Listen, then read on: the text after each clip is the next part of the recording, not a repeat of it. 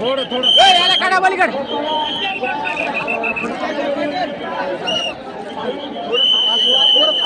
थोडं मामा पास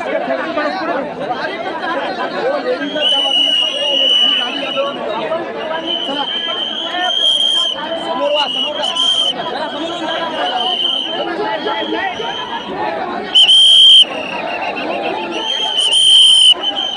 समोरून जागा करायला सगळ्यांना मागे वा सगळ्या मोकळं करा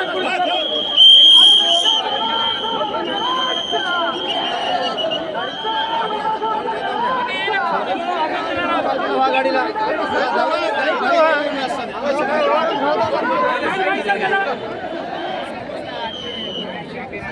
रस्ता करा रस्ता आधी करा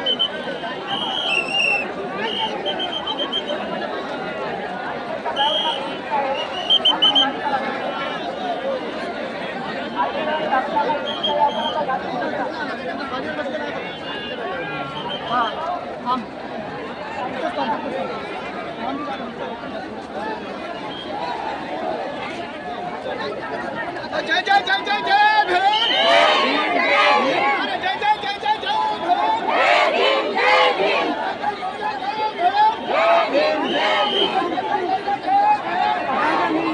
हम की गाव के नाम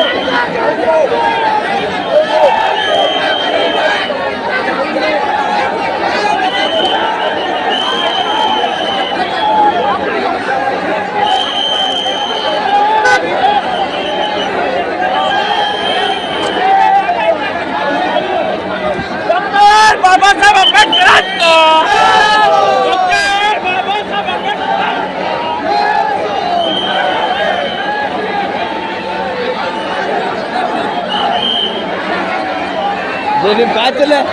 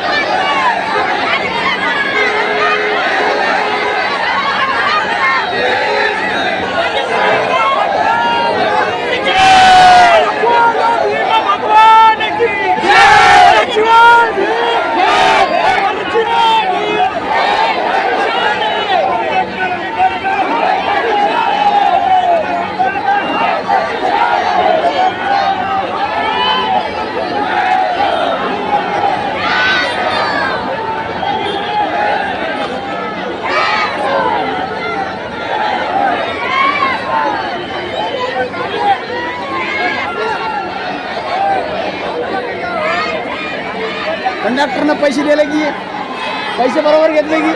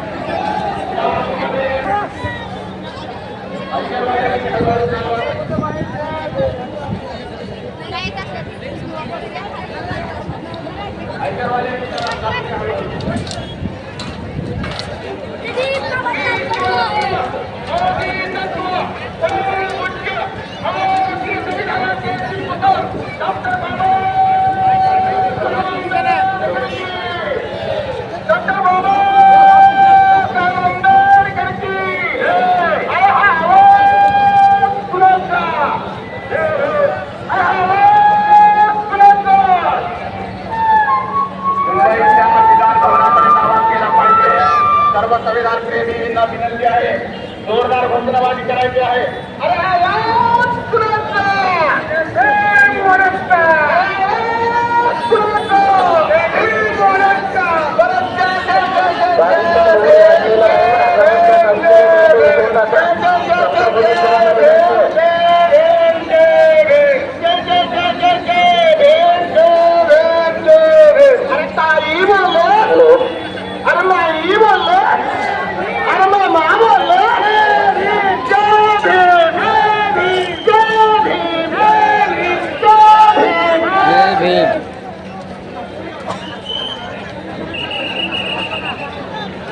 या आरक्षण उपभीत वर्गीकरणाच्या विरोधात विराट महामोर्चा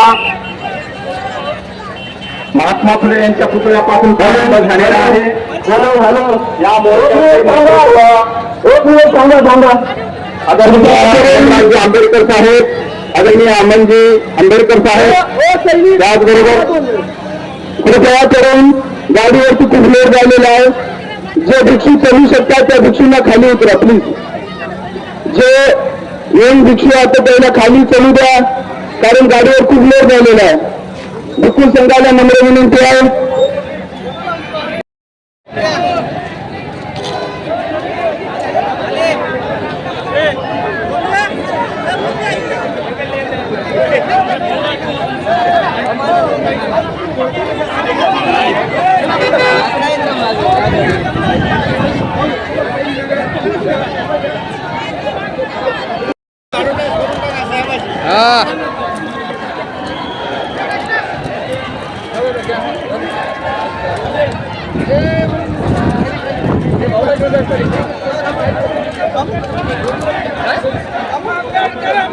पडली आता या बरं इकडे आणा ते थोडा तिला हा आताच पडली.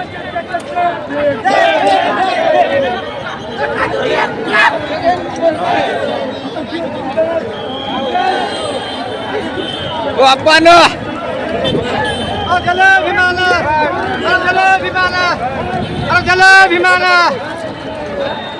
डॉक्टर बाबासाहेब आंबेडकरांचा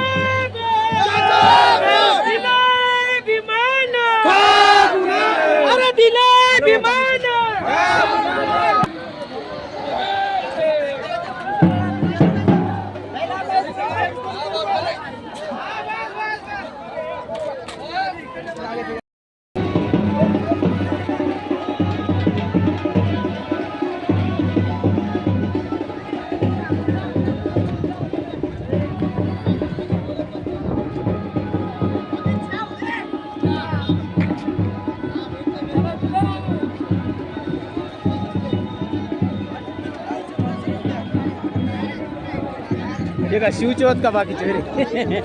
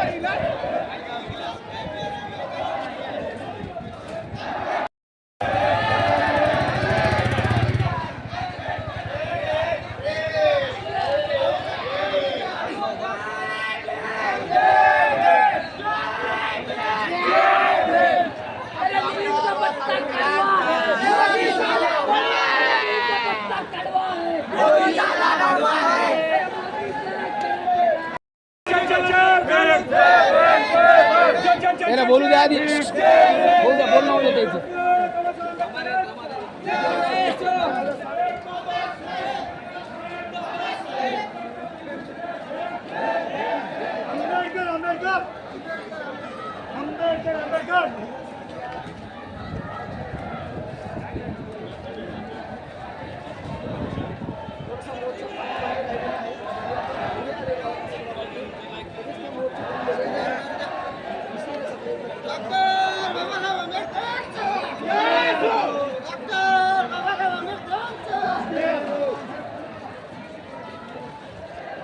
बोला बोला.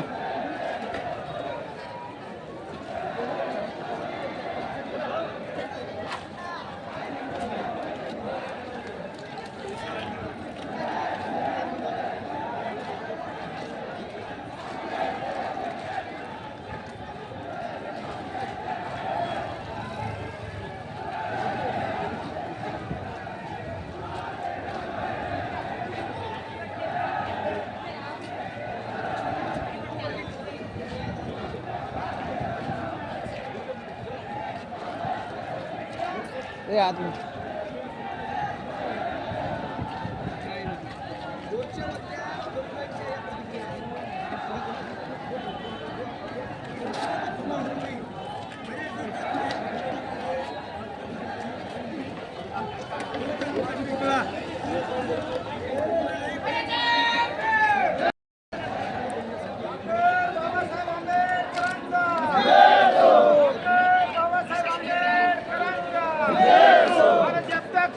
चांद रहेगा बाबा तेरा नाम रहेगा, जब तक सूरज चांद रहेगा बाबा तेरा नाम रहेगा. जय भीम, जय भीम. अंबेडकर अंबेडकर अंबेडकर अंबेडकर अंबेडकर डॉक्टर बाबासाहेब आंबेडकरांचा जय हो.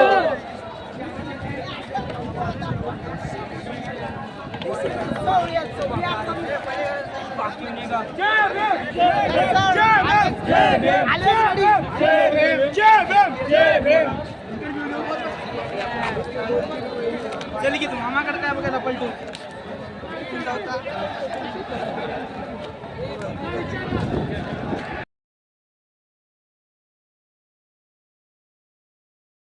आदरणीय आनंदराज आंबेडकर साहेब यांच्या नेतृत्वाखाली निघालेल्या या मोर्चामध्ये सहभागी झालेल्या सर्व आंबेडकरवादी कार्यकर्त्यांना माझा सप्रेम क्रांतिकारी जय भीम.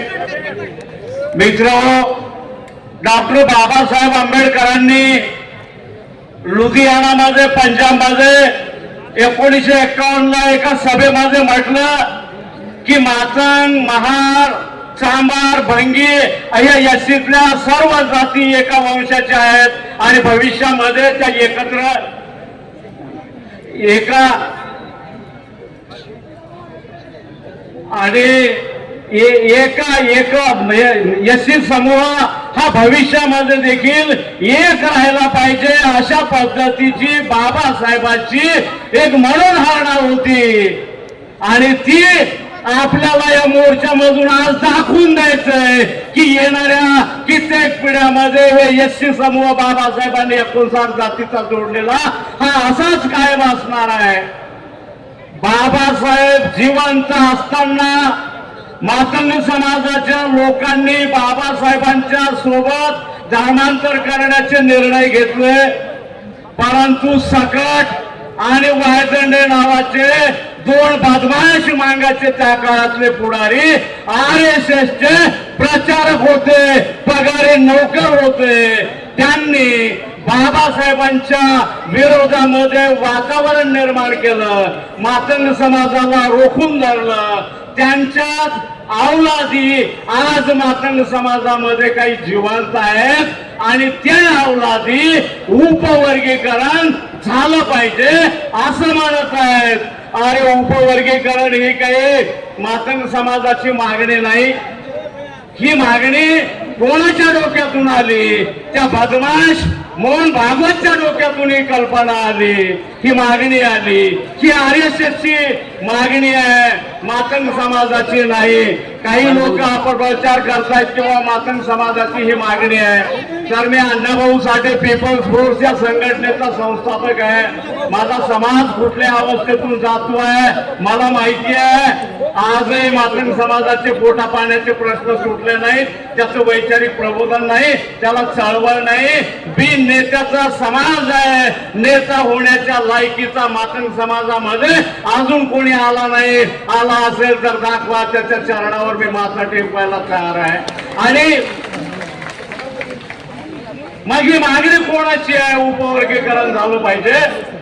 फडणवीस असेल, एकनाथ शिंदे असेल, उद्धव ठाकरे असेल, शरद पवार असेल किंवा नांदेडचा अशोकराव चव्हाण असेल, यांचे काही दलाल कार्यकर्ते माझ्या समाजात आहेत. त्या बदमाशांची ती मागणी आहे, मातंग समाजाची नाही. मित्रांनो, मातंग समाज हा भोळा बाबडा समाज आहे. मातंग समाज हा अडाणी समाज आहे. मातंग समाजामध्ये परत एकदा सांगतोय की उपवर्गीकरणाची मागणी करणारे कोण बदमाश आहेत? मातंग समाजाच्या जर एखाद्या हमाली करणाऱ्या, मातंग समाजाच्या वेठबिगार असताना बँड वाजवणाऱ्या एखाद्या गरीब मातंग समाजाच्या माणसानं म्हटलं असतं की बहुतांची प्रगती झाली, आमची नाही, तर एक कार्यकर्ता म्हणून मी कदाचित मान्य केलं असतं. परंतु मातंग समाजाचा जो आमदार झालाय, मातंग समाजाचा जो मंत्री झालाय, मातंग समाजाचा जो नगरसेवक झालाय, मातंग समाजाचा जो झडपी मेंबर झालाय, मातंग समाजाचा जो बदमाश सरपंच झालाय, या अशा करोडो रुपये कमवलेल्या गद्दारांची ही मागणी आहे. मातंग समाजातल्या गोरगरीब गोळ्या बाबड्या लोकांची नाही. मातंग समाज हा खराच अडाणी आहे. मातंग समाज हा गरीब आहे. मातंग समाज भोळा आहे. अरे किती भोळा असेल? काही आंबेडकरवादी लोक म्हणतात अरे या मांगांना कळत नसेल का, बाबासाहेबांनी एवढं केलं तेवढं केलं. खरंच कळत नाही, कारण वैचारिक प्रबोधन मातंग समाजाचं झालं नाही. ती चळवळ समाजामध्ये कोणी राबवलेली नाही. अरे एवढ्या जर गोष्टी मातंग समाजाला मनोमन कळल्या असत्या तर काय मार खायची हौस आहे काय मातंग समाजाला? अरे गावागावात आजही पाटलांच्या समोर मातंग समाजाच्या माणसाला खाली मान घालून जगावं लागतं. आजही गावामध्ये अनेक पारावर मागाचा नवरदेव गेला म्हणून बायका लेकरांना मारलं जातं. रुद्रवाडीमध्ये मातंग समाजाची शाळूबाई शिंदे नावाची महिला सरपंच होती. त्या गावातला एक मातंग समाजाचा पोरगा रुद्रवाडी मधला तिथल्या पारावर नवरदेव गेला. अरे कोणी नवरा देखील आपल्या बायकोला मारू शकत नाही एवढा त्या मातंग समाजाच्या शाळूबाई शिंदेला सरपंच असलेल्या रुद्रवाडीच्या बाईला इथल्या जातीयवादी लोकांनी मारलं. आणि मार खायची हौस आहे म्हणून मार खातो का समाज? आणि एवढा अत्याचार होऊन देखील गाणे मातंग समाजाचे एक कार्यकर्ता म्हणून आम्हाला लाज वाटतं की आमच्या आया बहिणीवर अन्याय होताना आम्ही बघतोय. गावोगाव मातंग समाजाच्या कार्यकर्त्यांना खेटरानं मारलं जातंय आणि गाणे म्हटलं की बचत करायची असते. आणि हलगी मागायची त्या मागाच्या वाद्यामध्येच तो गुंग आहे, त्याला कुठलंही कळलेलं नाही. आणि हा मातंग समाजातले काही बदमाश कार्यकर्ते फडणवीसांच्या हाताला लागले. मातंग समाज भोळा आहे, मातंग समाज अडाणी आहे, मातंग समाज गरीब आहे. त्याला माहिती नाही उपवर्गीकरण म्हणजे काय, आपला फायदा का तोटा. फडणवीस ना काही या मातंग समाजाच्या भोळ्या बाबड्या गोरगरीब अडाणी लोकांचा फायदा घेण्यासाठी स्वतःची हुमखुमी फडणवीसला आहे. फडणवीसला सत्तेचा माज चढला आहे मातंग समाजाच्या अडाणी लोकांचा, मातंग समाजाच्या भोळ्या बाबड्या लोकांचा निमित्त मात्र फायदा घ्यायचा. आणि त्या बदमाशाला बाबासाहेबांनी निर्माण केलेल्या या 59 जाती समूहामध्ये फूट पाडायची आहे. लातूरला एक मांगाचा मोर्चा झाला. या महाराष्ट्रातल्या आंबेडकर वाद्यांनी ज्याला डोक्यावर उचलून घेतलं तो साला एका पोतराजाच्या जवळ उभा राहतो आणि म्हणतो उद्या जर उपवर्गीकरण झालं तर मातंग समाजाचा प्रत्येक जिल्ह्यामध्ये SP कलेक्टर होईल. काही येडांना माझा समाज गरीब असल्यामुळं कदाचित वाटू शकतंय अरे हा असं म्हणतोय, परंतु हे कसं शक्य आहे? त्याला तर लाज वाटत नाही. अरे मातंग समाज तर अडाणी आहे, भोळा बाबडा आहे आणि महाराष्ट्राच्या प्रत्येक जिल्ह्यात SP कलेक्टर उपवर्गीकरण झाल्यावर तुझा बाप करणार आहे का? तेवढ्या जागा उपलब्ध होणार आहेत का? दुसरा एक उदगीरचा माजी आमदार आहे बदमाश, तो त्या मोर्चामध्ये एका माणसाला विचारतो आणि म्हणतो बाबाला तुला पगार किती मिळतो? तो म्हणतो मला 10,000 मिळतो, वर्षाचे 1,20,000 होतात. आणि इकडं एकाला विचारतो याच्या पोराची फी किती आहे? 2.5 लाख आणि म्हणून आम्हाला वर्गीकरण पाहिजे. अरे किती बदमाश आहे साला हा माजी आमदार सुधाकर भालेराव. उपवर्गीकरण झालं तर त्याचे 2.5 लाख अरे तुझा बाप देणार आहे का? त्या वर्गीकरणाचा, रिझर्वेशनचा, नोकरीचा आणि तुझ्या पोरांची फी भरायचा कुठला संबंध आहे? कोण देणार आहे? याच्यापेक्षा फडणवीसला मातंग समाजाचे लोक लेकरं गरीब आहेत आणि त्यांच्या विद्यार्थ्यांसाठी स्कॉलरशिप वाढवून दे, त्यांच्यासाठी बोर्डिंग काढ, त्यांच्या पोरांची फी माफ कर, बहुतांच्या पोरांच्या बरोबरीनं ते टिकतील. आणि बाबासाहेबांनी रिझर्वेशन 59 जातीला दिलं, कोणाला कमी कोणाला जास्त हा नाही. कोणाकडे सर्टिफिकेट असेल आणि त्याला वाटत असेल की SC मध्ये माझं कास्ट सर्टिफिकेट आहे, त्याला धुवून प्या. बाबासाहेबांनी तुमच्या जातीला रिझर्वेशन दिलं नाही. बाबासाहेबांनी SC प्रवर्गाला रिझर्वेशन दिलंय. जर 59 जातीचे पोरं एका कलेक्टर होण्यासाठी आले असतील, SP होण्यासाठी आले असतील, तो पोरगा पात्र असेल तर 59 जातीमध्ये त्याची जात मोडते का नाही एवढं बघण्यासाठी ते सर्टिफिकेट आहे. याचा अर्थ मी मांग आहे, मी चांभार आहे, मला नोकरी द्या असा नाही होऊ शकत. आदरणीय आनंदराव आंबेडकर साहेबांचं आगमन होत आहे आणि मी एका मिनिटात या ठिकाणी थांबतोय. मित्र हो, फडणवीस याच्यामध्ये ती कुंकुमी आहे. आज आनंदराज आंबेडकर साहेब इथून आदेश देतील आणि फडणवीसाला ते बंद करावं लागेल. आणि एकच अर्धाच मिनिट सांगतो की इथल्या आंबेडकर वादांना मी एक चिंतन करावं त्यांनी की बाबासाहेबांनी मातंग समाज तुमच्या मागे का आला नाही, तर बाबासाहेबांनी महानाम परिषदा घेतल्या होत्या. बाबासाहेबांच्या नंतर इथल्या बाबासाहेबांच्या अनुयायांनी घेतले नाहीत, म्हणून मातंग समाज दूर आहे. त्या मातंग समाजाला जोडण्यासाठी इथल्या बौद्धांनी येणाऱ्या काळामध्ये मातंग महापरिषदा किंवा मातंग बौद्ध परिषदा घ्याव्या. माझं जास्त होतंय, मी एवढंच बोलतो आणि परत एकदा सांगतोय की मी बाबासाहेबांनी काढलेल्या मिलिंद कॉलेजचा विद्यार्थी आहे. मला इथं बोलण्याची संधी दिली, संयोजकांना धन्यवाद देतो. सांगतो जय भीम, जय भारत. धन्यवाद बाळा वाघमारे. सोबत असले माननीय अमन आंबेडकर साहेबांचं आगमन झालेलं आहे. माननीय अमन आंबेडकर साहेबांचं आम्ही कमिटीतर्फे हार्दिक स्वागत करतो. आदरणीय अमन आंबेडकर साहेब, आनंदराज आंबेडकर साहेबांचं आगमन झालेलं आहे. बाकी कोणीवरील सरू नका. ओ जिल्हाध्यक्ष बसा. कोणी वर येणार नाही, कोणी वर येणार नाही. मान्यवर पक्षाचा कार्यकर्ता असेल, कोणी असेल, कोणी वर येणार नाही. बाजूला बाजूला बसा के जण. वर यायचा आग्रह करू नका. आम्ही काय साहेबाला किडनॅप करणार आल्या. बसा खाली.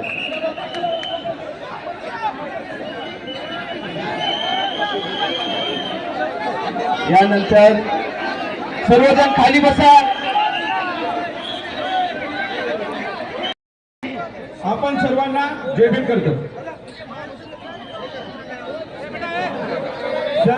सर्वांना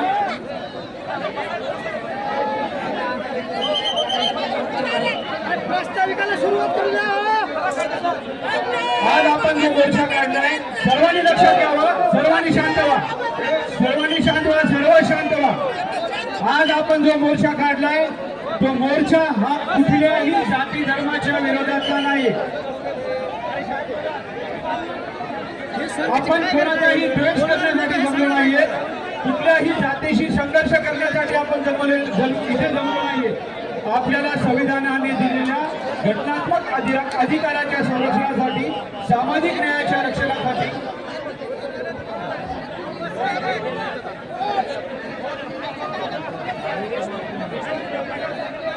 मी डॉक्टर हर्षवर्धन कोहली सरांना,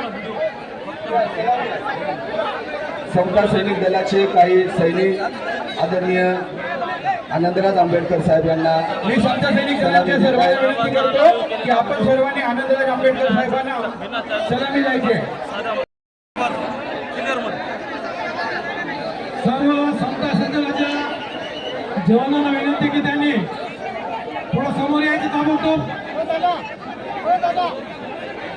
लवकर या. सर्व सैनिकांनी समोर या. जेवढे सैनिक ऍडजस्ट होते तेवढे.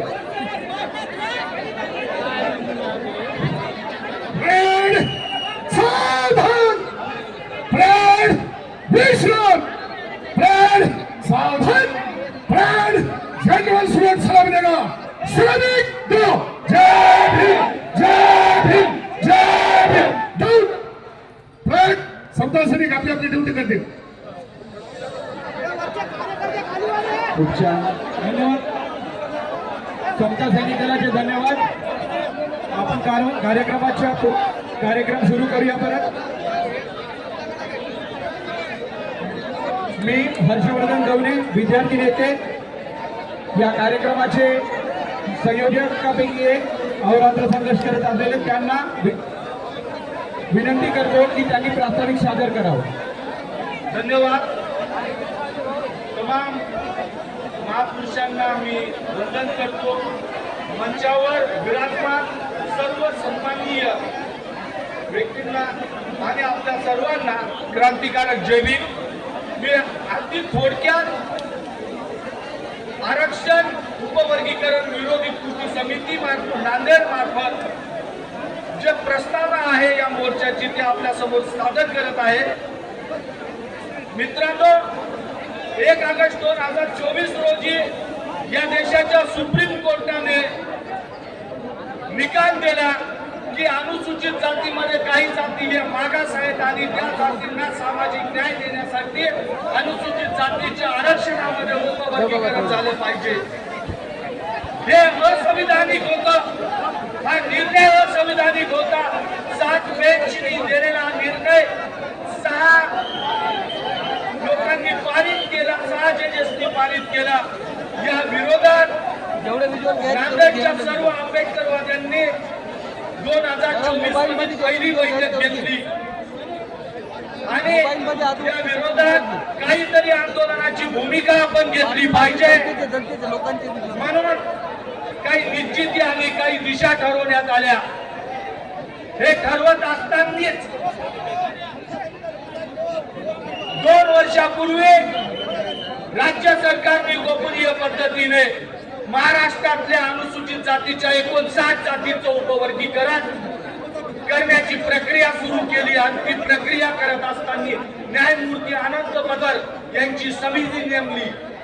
या आनंद बदर समितीने एप्रिल 2026 मध्ये अहवाल सादर केला. राज्य सरकारने हा अहवाल गोपनीय ठेवून 10 एप्रिल रोजी या उपवर्गीकरणाच्या संदर्भात हरकती आणि सूचना मागवल्या आणि 10 एप्रिल ते 15 एप्रिल या फक्त 5 दिवसाच्या कालावधीत यांनी सूचना मागवल्या.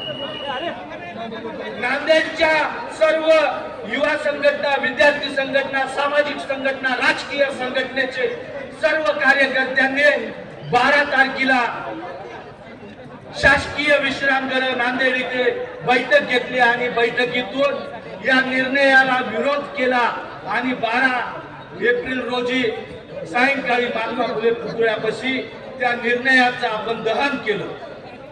त्यानंतर 13 एप्रिल रोजी जो राज्य सरकारने निर्णय घेतला होता हरकती आणि सूचना नोंदवण्याच्या संदर्भात, त्या विरोधात जिल्हाधिकार्यालयाच्या समोर आपण सर्वजण एकत्र येऊन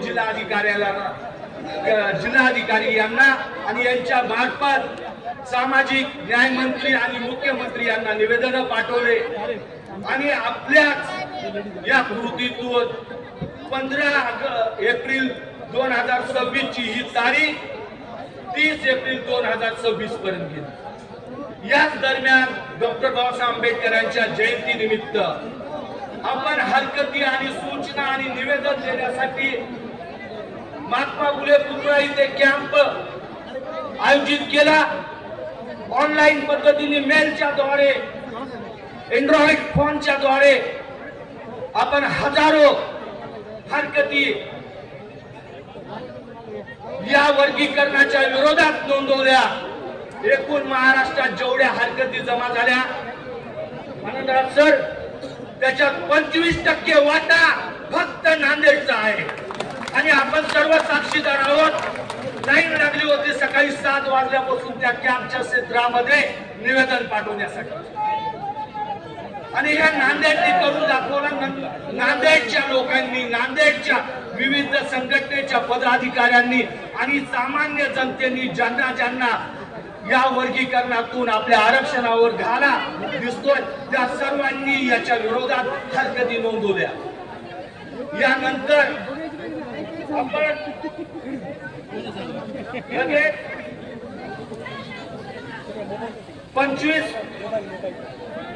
21 एप्रिल रोजी जिल्हाधिकार्यालयाच्या समोर भव्य धरणे आंदोलन अनुसूचित जातीच्या वर्गीकरणाच्या, आरक्षणाच्या वर्गीकरणाच्या विरोधात आयोजित केलं. हे दिवसभर धरणे आंदोलन चाललं. या धरणे आंदोलनात विविध कार्यकर्त्यांचे मतांतरे, नवीन विचार या संदर्भात माहिती संकलित करून आम्ही पुढची दिशा ठरवली आणि यानंतर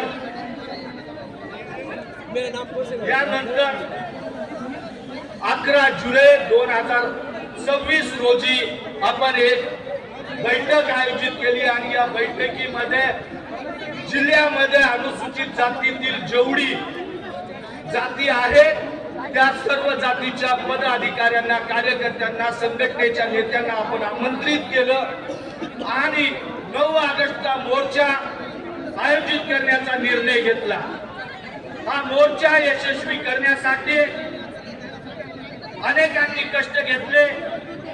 नांदेड आरक्षण उपवर्गीकरण कृती समिती त्यांच्यामधले ज्या काही लोकांनी मेहनत घेतली, काही विसरून जातील, त्यांचे नाव मला घेणं गरजेचं वाटतं. हा मंच आहे त्यांनी मागच्या 4 दिवसांपासून रात्री 2 आणि 3 ते घरी जात आहेत अशा काही लोकांची मी नावं घेत आहे. भरत इंजिनियर, रिटायर इंजिनियर भरत कानंदे, रिटायर इंजिनियर अशोक गायकवाड, रमेश सोनाळे, मनीष गावळे, माधवराव गायकवाड, राहुल प्रधान, नामदेव तुळपगार, राजू सोनसळे, सुखदेव चिखलीकर, प्रशांत सर्वांसाठी एकदा टाळ्या होऊ द्या. ज्या लोकांनी आयोजन होतं राक्षस मारे, आतिश ढके, प्रकाश दिपके, राहुल चिखलीकर, संदीप मांजरेकर, राहुल लोबंदे, बालाजी खिल्लारे, इंजिनियर भीमराव धनचकर, शुभम दिग्रसकर आणि यासारखे असंख्य कार्यकर्ते, विशेष करून असे 300 कार्यकर्ते आजच्या मोर्चाच्या आयोजनामध्ये 300 स्वयंसेवक होते.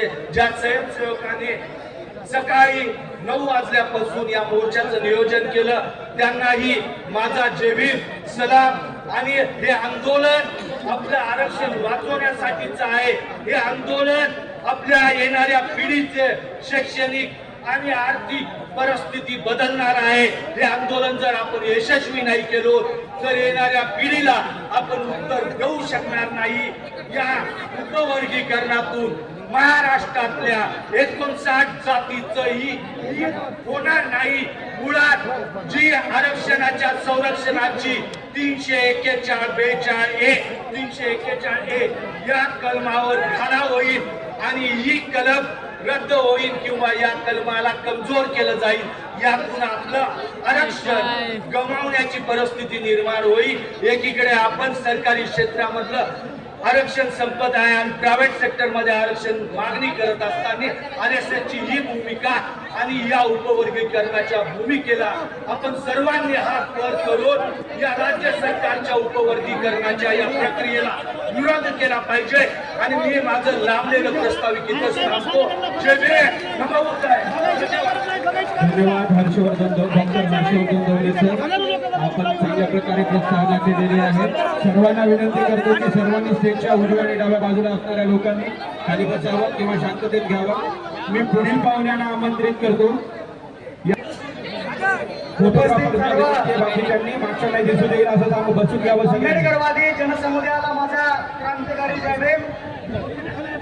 मी अण्णासाहेब जाहीर जुन्नेकर, अखिल भारतीय होलार समाज संघटनेचा राष्ट्रीय कार्यकारी अध्यक्ष आहे. सन्माननीय सरसेनानी आंबेडकरी बुलंद तोफ, बहुजनांचा श्वास सन्माननीय आनंदराज आंबेडकर साहेब, सन्माननीय अमनभाई आंबेडकर साहेब, राज्याचे नेते सन्माननीय चंद्रकांतजी हंडोरे साहेब, सन्माननीय बबनरावजी भगत साहेब व वंदनीय भिक्खूगण, मंचावरील सर्व मान्यवर पाहुण्यांना माझा बंधूंनो, आरक्षणाच्या उपवर्गीकरणाचा घाट जे राज्य सरकारने या ठिकाणी घातलेला आहे तो सर्व आपल्या अनुसूचित जातीच्या 59 जातींचा यामध्ये फार मोठा घाला आणि तोटा आहे.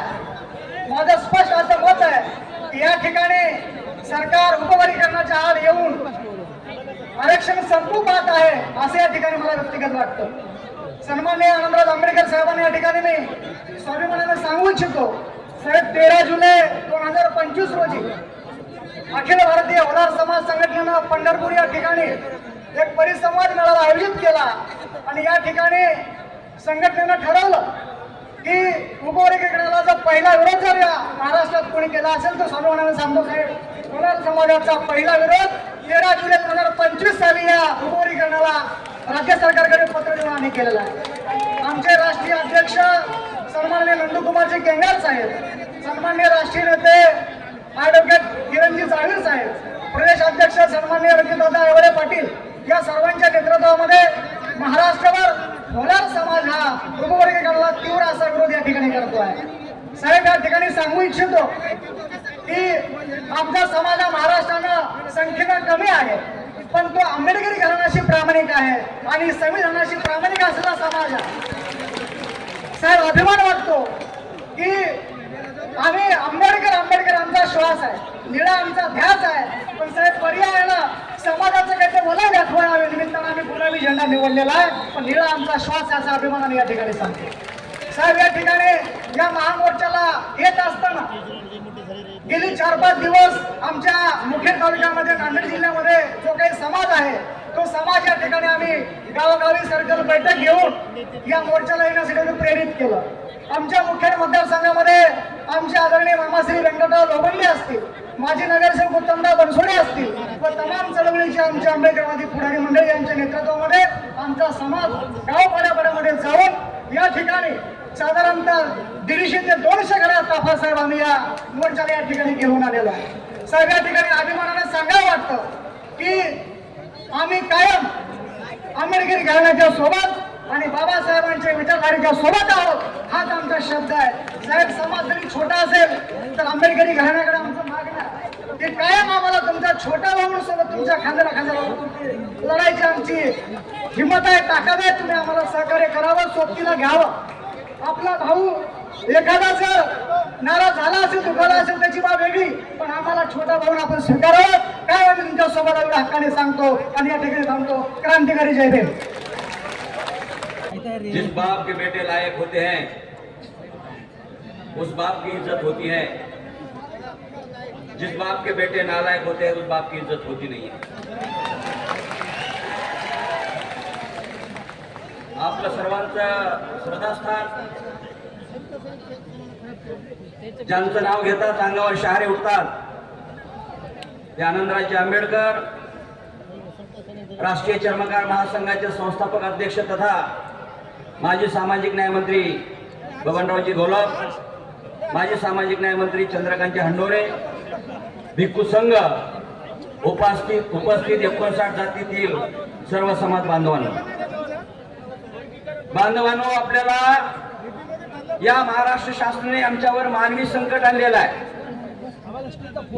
आम्ही निसर्गाच्या संकटाला थोपवलाय, परंतु या मानवी संकटाला थोपवणं ही आमची जिम्मेदारी आहे.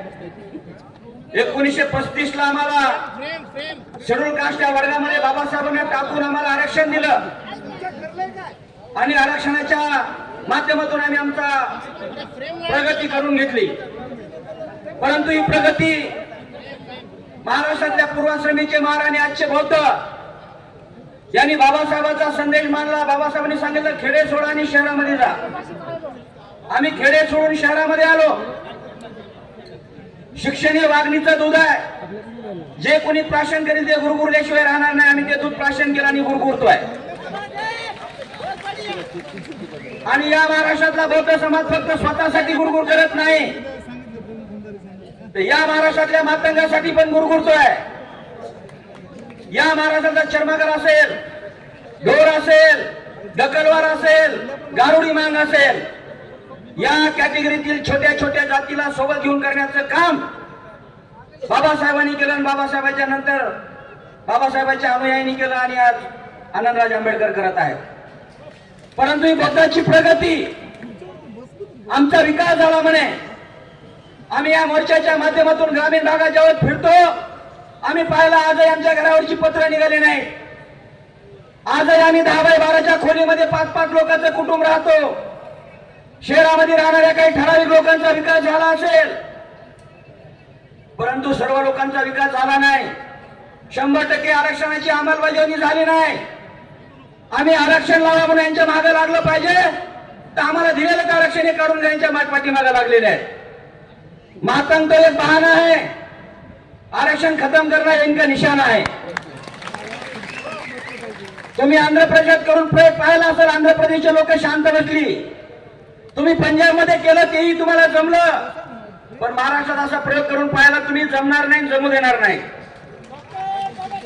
77 वर्ष या महाराष्ट्रातल्या बौद्धांनी या महाराष्ट्राच्या छोट्या छोट्या जातीसाठी संघर्ष केला आणि आज महाराष्ट्र सरकार या बौद्धाला एकाएकी पाडू पाहत आहे. आमच्या लक्षात आलंय या बौद्धामध्ये जी ताकद आहे, जी उर्मी आहे, जी गुर्मी आहे, ती जिरवण्याचा महाराष्ट्र सरकार प्रयत्न करत आहे. परंतु हे स्वप्न तुमचं स्वप्नच राहील. कारण या महाराष्ट्राला चर्मकार समाजाचा बौद्धाच्या खांद्याला खांद्या लावून या आंदोलनामध्ये यायला तयार आहे. तुम्ही पैसा, तण, मन आणि धन देऊन. तुम्हाला सर्वांना माहित असेल फडणवीसजी, अरे साध्या ग्रामपंचायत मध्ये निवडून आलेला सदस्य सुद्धा खोटं बोलायला लाजतो. तुम्ही या राज्याचे मुख्यमंत्री आहे तरी विधान भवनामध्ये, विधानसभेमध्ये खोटं बोलताय. आम्ही शिकले सवरलेले आहेत. ज्या जजमेंट आलेला आहे, जे कोर्टाचा आदेश आहे तो उपवर्गीकरण करा असा आदेश नाही, फक्त दिशानिर्देश आहेत. तुम्ही करू शकता.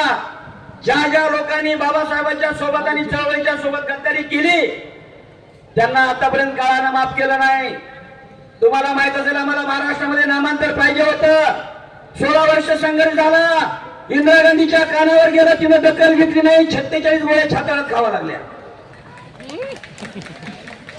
ज्या वाजपेयी सरकारनं भारतीय संविधानाची समीक्षा केली, भारताच्या संविधानाची समीक्षा तर करू शकले नाही, घटना बदलू शकले नाही, स्वतःचे दोन्ही गुडघे बदलून घ्यावे लागले. बाबासाहेबांच्या विरोधामध्ये तो भाऊराव बोरकर निवडून आला, विमान अपघातामध्ये चुराडा झाला. फडणवीस सरकार, तुम्हाला या व्यासपीठाच्या माध्यमातून आम्ही संदेश देतो, जर तुम्ही बाबासाहेबांच्या अवधीला छळत असाल तर तुम्हालाही कर माफ करणार नाही. हा आमचा विश्वास आहे. तुम्ही जोपर्यंत आरक्षण रद्द करत नाही, उपवर्गीकरण रद्द करत नाही, आम्हाला विश्वासात घेऊन सांगत नाही, तोपर्यंत हे आंदोलन चालूच राहणार आहे. माझी भीमसैनिकांना एवढीच विनंती आहे, याच्या पुढचा टप्पा आम्हाला रस्त्यावर उतरून लढावं लागला तरी चालेल, आमच्या रक्ताचं पाणी झालं तरी चालेल, परंतु बाबासाहेबांचा प्रगतीचा रथ आपल्याला पुढे न्यायचा, मागे जाऊ द्यायचं नाही. एवढीच विनंती करतो आणि थांबतो. जय भीम, जय भारत. जय भीम. राष्ट्रीय ढोर समाज संघटनेचं मी महाराष्ट्राचं प्रदेशाध्यक्ष आपल्या समोर, सर्व भीम सैनिकांसमोर आजच्या या कार्यक्रमाचे नेतृत्व आनंदरावजी आंबेडकर साहेब, चंद्रकांतजी हंडोरे साहेब, बबनरावजी घोलप साहेब आणि सर्वच एकूण 60 जातीचे जमलेले सर्व नेते आनंदराव आंबेडकर साहेबांबरोबर जवळजवळ माझा हा 10वा मोर्चा आहे. आम्ही यांच्या बरोबर आहोत. ढोर समाज महाराष्ट्रामध्ये जरी लोकसंख्येने कमी असला, परंतु ढोर समाज महाराष्ट्रामध्ये सुरुवातीपासून आंबेडकरी मुवमेंटमध्ये आहे आणि पुढे राहणार आहे. अपकडाच्या माध्यमातून या सरकारने ज्या लोकांना, या RSSच्या लोकांनी ज्या लोकांना फूस खात्याने सांगितलं आम्हाला अपकड करायचंय, त्या लोकांना आम्ही सांगू इच्छितो, अरे तुमचं कमीत कमी ते 16 जरा ते आम्हाला सांगितलं कोणावर टीका करायची नाही, कुठल्या जातीवर टीका करायची नाही. पण मी सांगतो, मी जर माझा पारंपरिक व्यवसाय सोडत नसेल, मी जर माझं टपरं सोडत नसेल, मी जर चुड्या बनायचं सोडत नसेल, मी जर शिक्षण घेतच नसेल तर माझा विकास होईल कसा? 59 जातीमध्ये ढोर समाज फक्त एक छोटासा आहे, परंतु ज्या ज्या वेळी चांबारावर अन्याय अत्याचार होतो, ज्या ज्या वेळी ढोरावर अत्याचार होतो, मोचीवर अत्याचार होतो, ओलावर अत्याचार होतो, आमच्या माय बहिणीवरती बलात्कार होतात, त्यावेळी बौद्ध बांधव आमच्या सोबत असतात. बाबासाहेबांनी आम्हाला सांगितलेलं आहे, आमच्या भाकरीपेक्षा स्वाभिमान महत्वाचा आहे. मग आम्हाला आमच्या भाकरीपेक्षा आम्हाला आमच्या बौद्ध बांधवांबरोबर राहायचं आहे. या RSS सरकारने, RSSच्या लोकांनी सांगितलं की एकूण 58 जाती वेगळ्या पडतील आणि बौद्ध बांधव वेगळा होईल. चुकीचं ठरलं. 59 जाती या फुले शाहू आंबेडकरांच्या विचाराबरोबर आहे. 59 जातींना 13% आरक्षण मिळालेलं आहे आणि या 13 भाकरी आम्ही 59 लोक मिळून खात आहोत. 13 भाकरी आम्ही 59 लोक मिळून खात आहोत. कुठल्या प्रकारची अडचण नाही, काय नाही. गावाच्या बाहेर राहणार आम्ही ढोर चांबार मोची कपी होणार हे काही सर्व लोक आहोत. या सर्व लोकांनी कधीच आपसामध्ये भांडण केलं नाही. तर मी या आजच्या मोर्चाच्या माध्यमातून सांगतो, महाराष्ट्राचा संपूर्ण ढोर समाज आंबेडकरी समुदायाच्या बरोबर आहे. जास्त काय वेळ घेणार नाही. आमच्या या ठिकाणी महाराष्ट्राचे सचिव फुलपगार साहेब सर्व या आंबेडकरी समाजाबरोबर आहेत. जय भीम, जय महाराष्ट्र. मधले क्रांतीबाबू आपले एकमेव दिग्विजय नेते परमपूज्य क्रांतीसूर्य महामानव डॉक्टर बाबासाहेब आंबेडकर यांना मी अभिवादन करतो. कारण तो महामानव झिजला नसता तर हा देह सजला नसता. कोणत्या तरी पाटलाच्या, देशमुखाच्या शिंदेच्या पवारांच्या अथवा फडणवीसांच्या घरी चाकरी करत करत कुजला असता आणि एक दिवस विजला असता. परंतु त्या महामानाने उभे आयुष्य जिजवले, तुम्हाला आम्हाला घडवले, मंत्र्यांधांना डोळे लागले, डोळ्यांना हात मिळाले, पांगळे पडू लागले, माझ्यासारखे मुखे घडा घडा बोलू लागले. हो नाही महामानवा, तुला माझ्यातर्फे या सबंध समाजातर्फे मानाचा सन्मानाचा कडक जय भीम करतो. रमाई विमाई जिजाई महामातांना अभिवादन करतो. भिक्खू संघाला पंचांग प्रणाम करतो. या नांदेडच्या मोर्चाचं असं हैसियत आहे की तू स्टार्ट टू एंड पर्यंत फक्त निळे झेंडे दिसतात. ही नांदेडची कला आहे.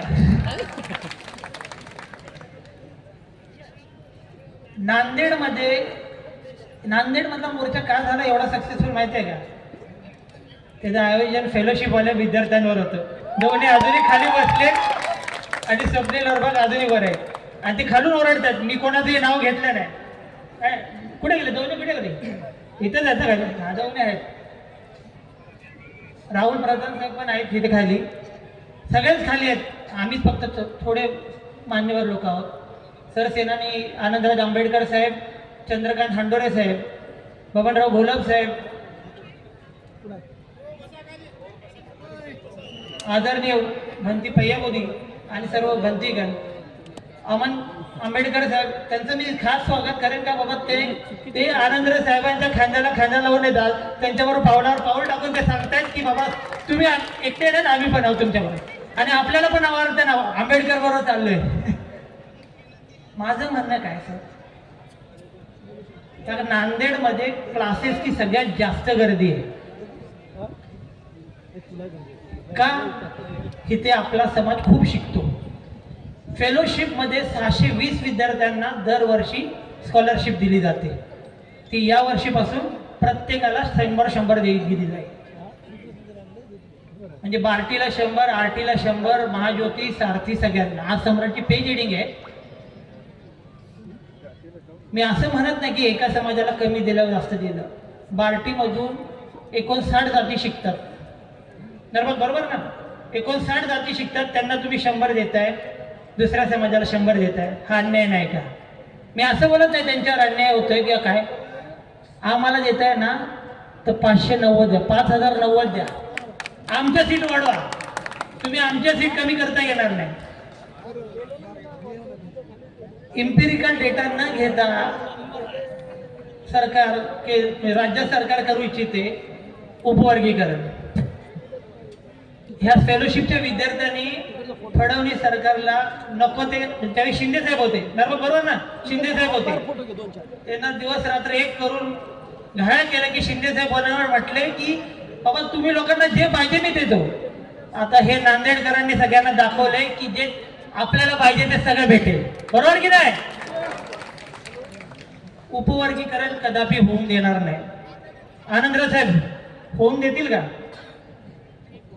ते हसतायत. अच्छा, हा हा बरोबर. ते पण बरोबर आहे की हे सगळ्यांनी, म्हणजे माझ्या तोंडात हे नरबाग आणि दवनेंचं नाव आहे, पण हे पूर्ण यांची टीम. नाही तर दवने मला पकडतील आणि दवनेंच्या विरोधातले मला मारतील. असं नाही, पूर्ण समाज आणि खास करून हे तरुण वर्ग. त्या तरुण वर्गाचं मी परत एकदा जोड करा टाळ्या वाजवून माझ्या तरुण वर्गामुळे.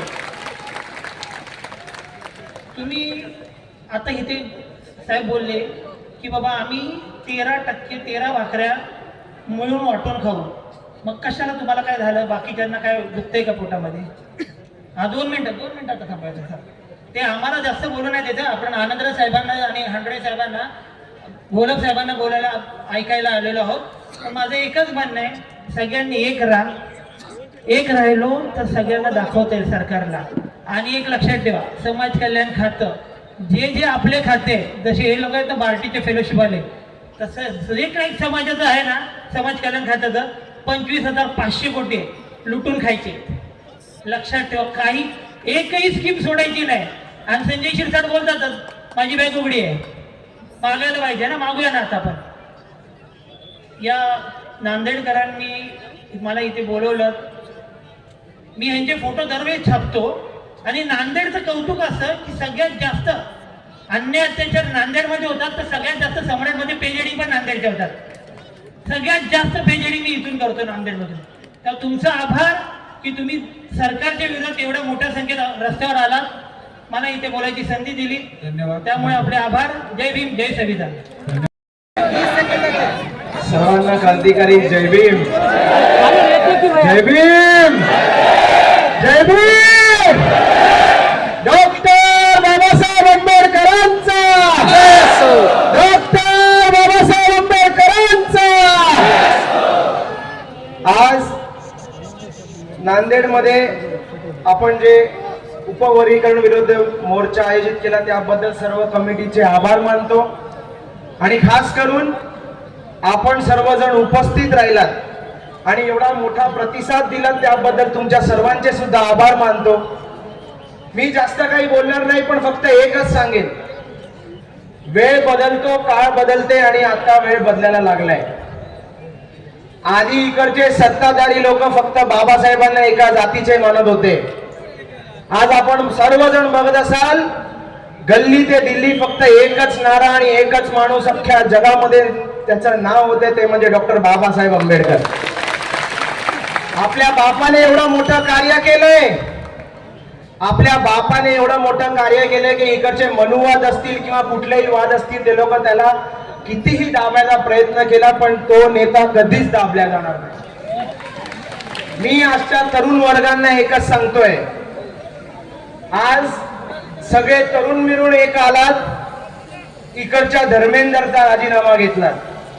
आज आपल्या सर्वांना एक होऊन इकडचा नरेंद्र असेल, इकडचा देवेंद्र असेल किंवा इकडच्या अख्ख्या देशातला कुठलाही दलिंदर असेल, त्याला आपण घरी बसवल्याशिवाय राहणार नाहीये. आणि जाता जाता एकच सांगतो की या सरकारला सांगतो की तुम्ही किती बी लावा शक्ती, तुम्ही किती बी लढवा युक्ती, तुम्ही करा रे किती बी अल्लाह, लय मजबूत भीमाचा किल्ला. आणि सर्वांना जय भीम, जय संविधान. धन्यवाद. धन्यवाद अमोल आंबेडकर साहेब. आपण म्हणजे आमच्यासारख्या नवतरुणांसाठी एक ऊर्जेचं स्रोत आहोत. तुम्हाला बघून वामनदादाच्या 2 ओळी आठवतात की वारे खुशाल सारे नेता नव्या पिढीचा, वारे खुशाल सारे नेता नव्या पिढीचा, माझ्या तरी पिढीचा सरताज तुझा आहेस, माझ्या तरी पिढीचा सरताज तुझा आहेस. यानंतर या आंदोलनामध्ये सुरुवातीपासून आपल्या सोबत असणारे व आर्थिक बाबतीत असतील व सर्व बाबतीमध्ये सक्षमतेने एक समाज आपल्या पाठीशी ठामपणे उभा आहे, तो म्हणजे चर्मकार समाज. त्या चर्मकार समाजाचे राष्ट्रीय अध्यक्ष, चर्मकार महासंघाचे राष्ट्रीय अध्यक्ष, माजी मंत्री आदरणीय बबन घोलप सर यांना नम्रपूर्वक विनंती करतो की आपण सभेला संबोधित करावे.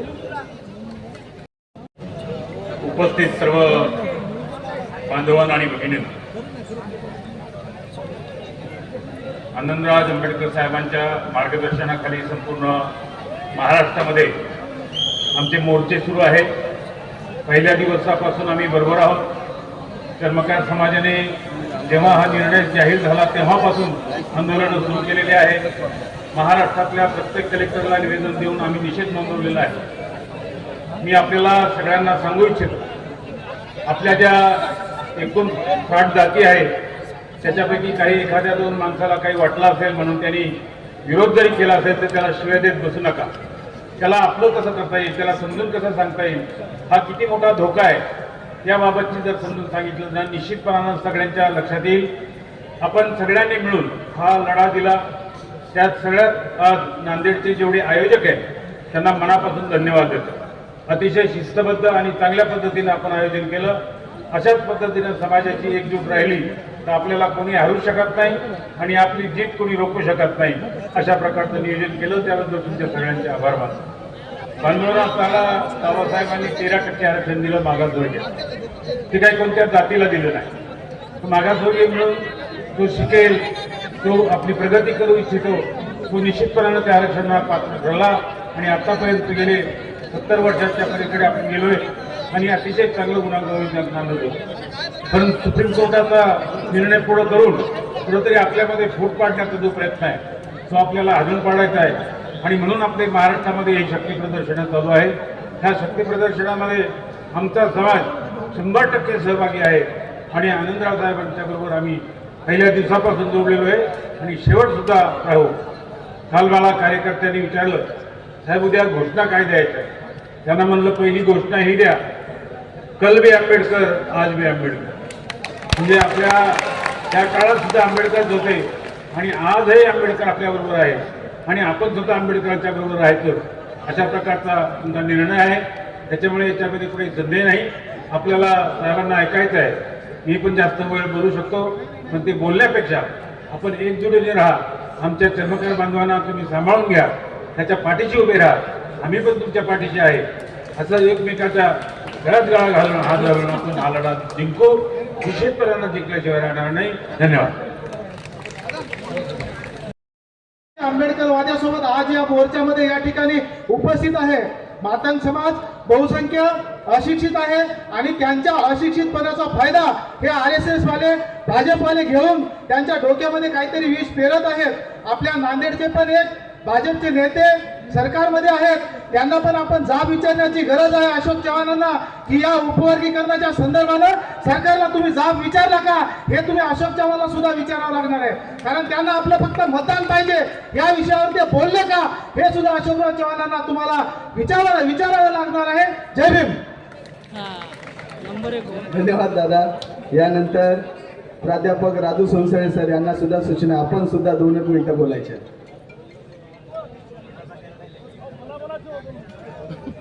जंग के मैदान में बुलावा नहीं भेजा जाता, जंग के मैदान में बुलावा नहीं भेजा जाता, जिनका जमीर जिंदा होता है वो दौड़े चले आते हैं. असे सर्व उपस्थित बंधू भगिनी आणि तरुण मित्र, विचार मंचावरील मान्यवर श्रद्धेय नेते आनंदराज आंबेडकर साहेब, भदंत पय्या बोधीजी व बाकी सर्व मान्यवर, मी काय 2 मिनिटापेक्षा जास्त बोलणार नाही मित्र. आरक्षणाच्या उपवर्गीकरणाच्या अनुषंगाने जो 1 ऑगस्ट 2024 ला निर्णय आलेला आहे, हा निर्णय जर सुप्रीम कोर्टाच्या त्या ऑर्डरचं जर तुम्ही वाचन केले, जर तुम्ही केलात, तर तुमच्या एक लक्षात येईल की हा विषय ऐच्छिक आहे. हा विषय जो आहे तो राज्य सरकारनं दिलेला हा कंपल्शन नाही. आणि भारतीय संविधानाच्या कलम 341 मधील 1 आणि 2 नुसार जर काना मात्रा वेलांटी जर अनुसूचित जाती वर्गीकरणाचं बदलायचं असेल, तो 1 नुसार म्हणजे 341 1 नुसार तो अधिकार राष्ट्रपतीला आहे आणि 2 नुसार तो अधिकार संसदेला आहे. तर हे भारतीय संविधानानं संविधान सभेने दिलेलं जे आरक्षण आहे त्या आरक्षणाचं व्हायलेशन करण्याचा हा सुप्रीम कोर्टाच्या 7च्या बेंचने घेतलेला निर्णय आहे. मंडल आयोग लागू झाल्यानंतर जी 9ची बेंच सुप्रीम कोर्टामध्ये बसली होती, 7च्या वरची बेंच 9ची असती, त्या 9च्या बेंचने सांगितलं होतं की आरक्षणाचं उपवर्गीकरण हा फक्त ओबीसी पुरता मर्यादित विषय आहे. त्याचबरोबर क्रिमिलियर हा ओबीसी पुरता विषय आहे, तो SC ST साठी लागू नाही, हे 9च्या बेंचने सांगितलं होतं. आणि ही 2024 ला निर्णय दिलेली ही 7ची बेंच होती. तामिळनाडूमध्ये 69% आरक्षण आहे. तामिळनाडूमध्ये जे 69% आरक्षण आहे ते भारतीय संविधानामध्ये अमेंडमेंट करून शेड्यूल 9 मध्ये टाकलेलं आहे. शेड्यूल 9चं आरक्षण जर 50%च्या वर गेलं, म्हणजे तिथं जर तुम्ही ते 69 आरक्षण जर लागू असेल, तर संविधान सभेनं दिलेलं आरक्षण तुम्ही कसं काय जे आहे ते वर्गीकरण करू शकता. या आरक्षणाची पार्श्वभूमी पाहत असताना फक्त भारतीय संविधानानं आरक्षण दिले इथपर्यंत नाही, याचा एक मोठा प्रवास आहे. डॉक्टर बाबासाहेब आंबेडकरांनी सायमन कमिशन पुढे पहिल्यांदा निवेदन दिलं. त्याच्यानंतर 1931, 1932 आणि 1933 या 3 वेळेस ज्या 3 गोलमेज परिषदा झाल्या, या 3 गोलमेज परिषदेमध्ये बाबासाहेबांनी 9+1 असे 10 निकष सांगितलेले आहेत. 1935 ला बाबासाहेबांनी भारतभर फिरून 1100 लोकांची अस्पृश्यांची यादी केलेली आहे मित्र. त्याच्यामुळे हे आरक्षण जे आहे ते अबाधित राहणार आहे. या आरक्षणामध्ये कोणत्याही आरक्षणाच्या उपवर्गीकरणानुसार फेरबदल होणार नाही. धन्यवाद. जय भीम, जय हिंद, जय महाराष्ट्र.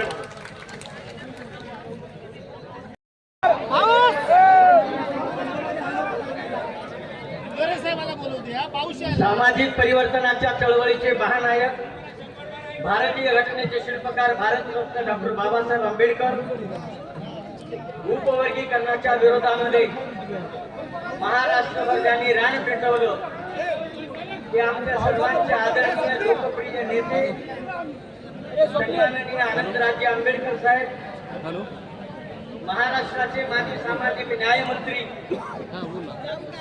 तरुणांच्या गळ्यातले ताईत आदरणीय चंद्रकांतजी हंडोरे साहेब, चर्मकार समाजाचे महाराष्ट्राचे नेते माजी सामाजिक न्यायमंत्री गोलम साहेब, अमन आंबेडकरजी, उपस्थित असलेले सम्राट संपादक कांबळे साहेब, आदरणीय भटके पय्या मोदीजी यांचा सर्व संच आणि उपस्थित मित्र हो, तुम्हाला जसा त्रास होतोय तसा आम्हालाही त्रास झालेला आहे. 2 वाजता हे सगळं आपल्याला संपवायचं होतं, पण वेळ खूप झाला, कार्यकर्ते वक्ते खूप झाले. माझी फक्त तुम्हाला एवढीच विनंती आहे की महाराष्ट्र शासनाच्या पेशव्यानं डॉक्टर बाबासाहेब आंबेडकरांच्या चळवळीला विकलांग करण्याचा प्रयत्न म्हणून वेगवेगळे षडयंत्र रचण्याचं मोठं कारस्थान चालू केलेलं आहे. त्यामुळे कारस्थानाचा एक भाग म्हणून उपवर्गीकरणाचा हा निर्णय त्यांनी लादण्याचा प्रयत्न केला.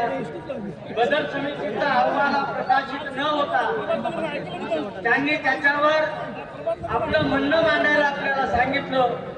मला हे कळत नाही की पोरगीच बघितली नाही तर लग्नाला हो कसं म्हणायचं, आणि याचा विचार या देवेंद्र फडणवीसने केलेला नाही. देवेंद्र फडणवीस असतील, अमित शहा असतील, या सगळ्याच माणसांनी दलितांमध्ये विभागण्या कराव्यात, आंबेडकरी चळवळीचे तुकडे करावेत आणि आंबेडकरी चळवळ कशा पद्धतीने विकलांग होईल याच्यासाठी कट कारस्थान करण्याचा प्रयत्न सातत्यानं चालू केलेला आहे. याचाच एक भाग म्हणून मातंग आणि महाराजमध्ये पूर्वाश्रमीच्या आणि आजच्या बौद्धामध्ये भांडण लावण्याचा प्रकार आहे. मातंग आमचा द्वेषी नाही, मातंगांना आम्ही शत्रू मानलं नाही, मातंगांना आम्ही आमचा शत्रू मानणार नाही. मातंग हा आमचा भाऊ आहे. भावासारखं त्यांच्यासोबत पूर्ण आयुष्य काढण्याची आमची मानसिकता आहे. पण काही हरामखोर लोकांनी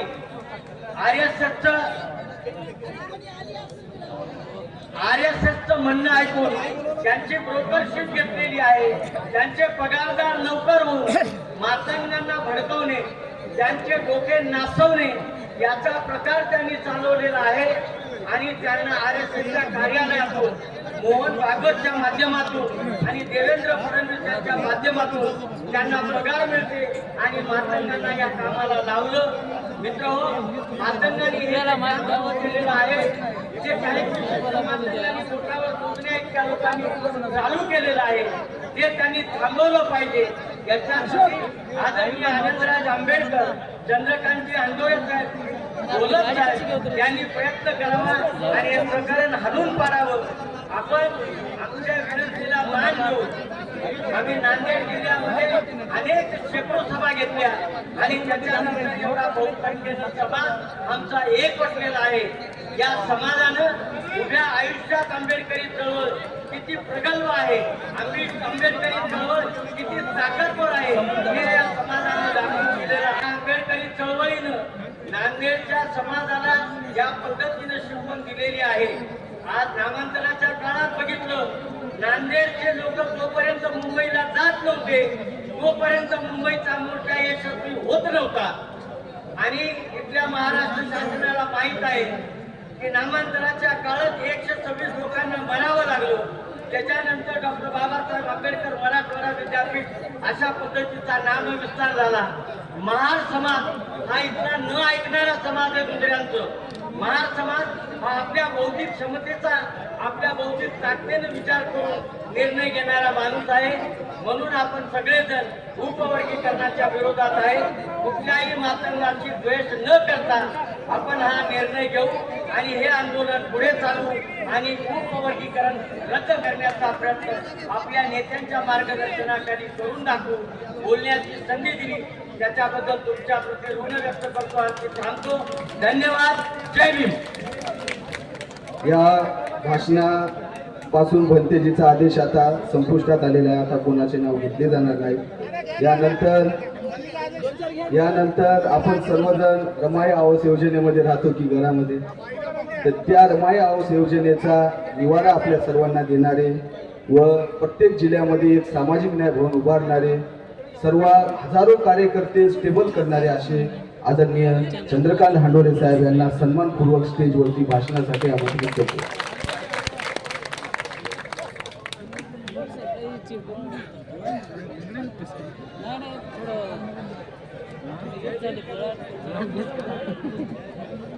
तथागत भगवान गौतम बुद्ध, छत्रपती शिवराय, महात्मा ज्योतिबा फुले, छत्रपती शाहूराजे, भारतरत्न परमपूज्य डॉक्टर बाबासाहेब आंबेडकर,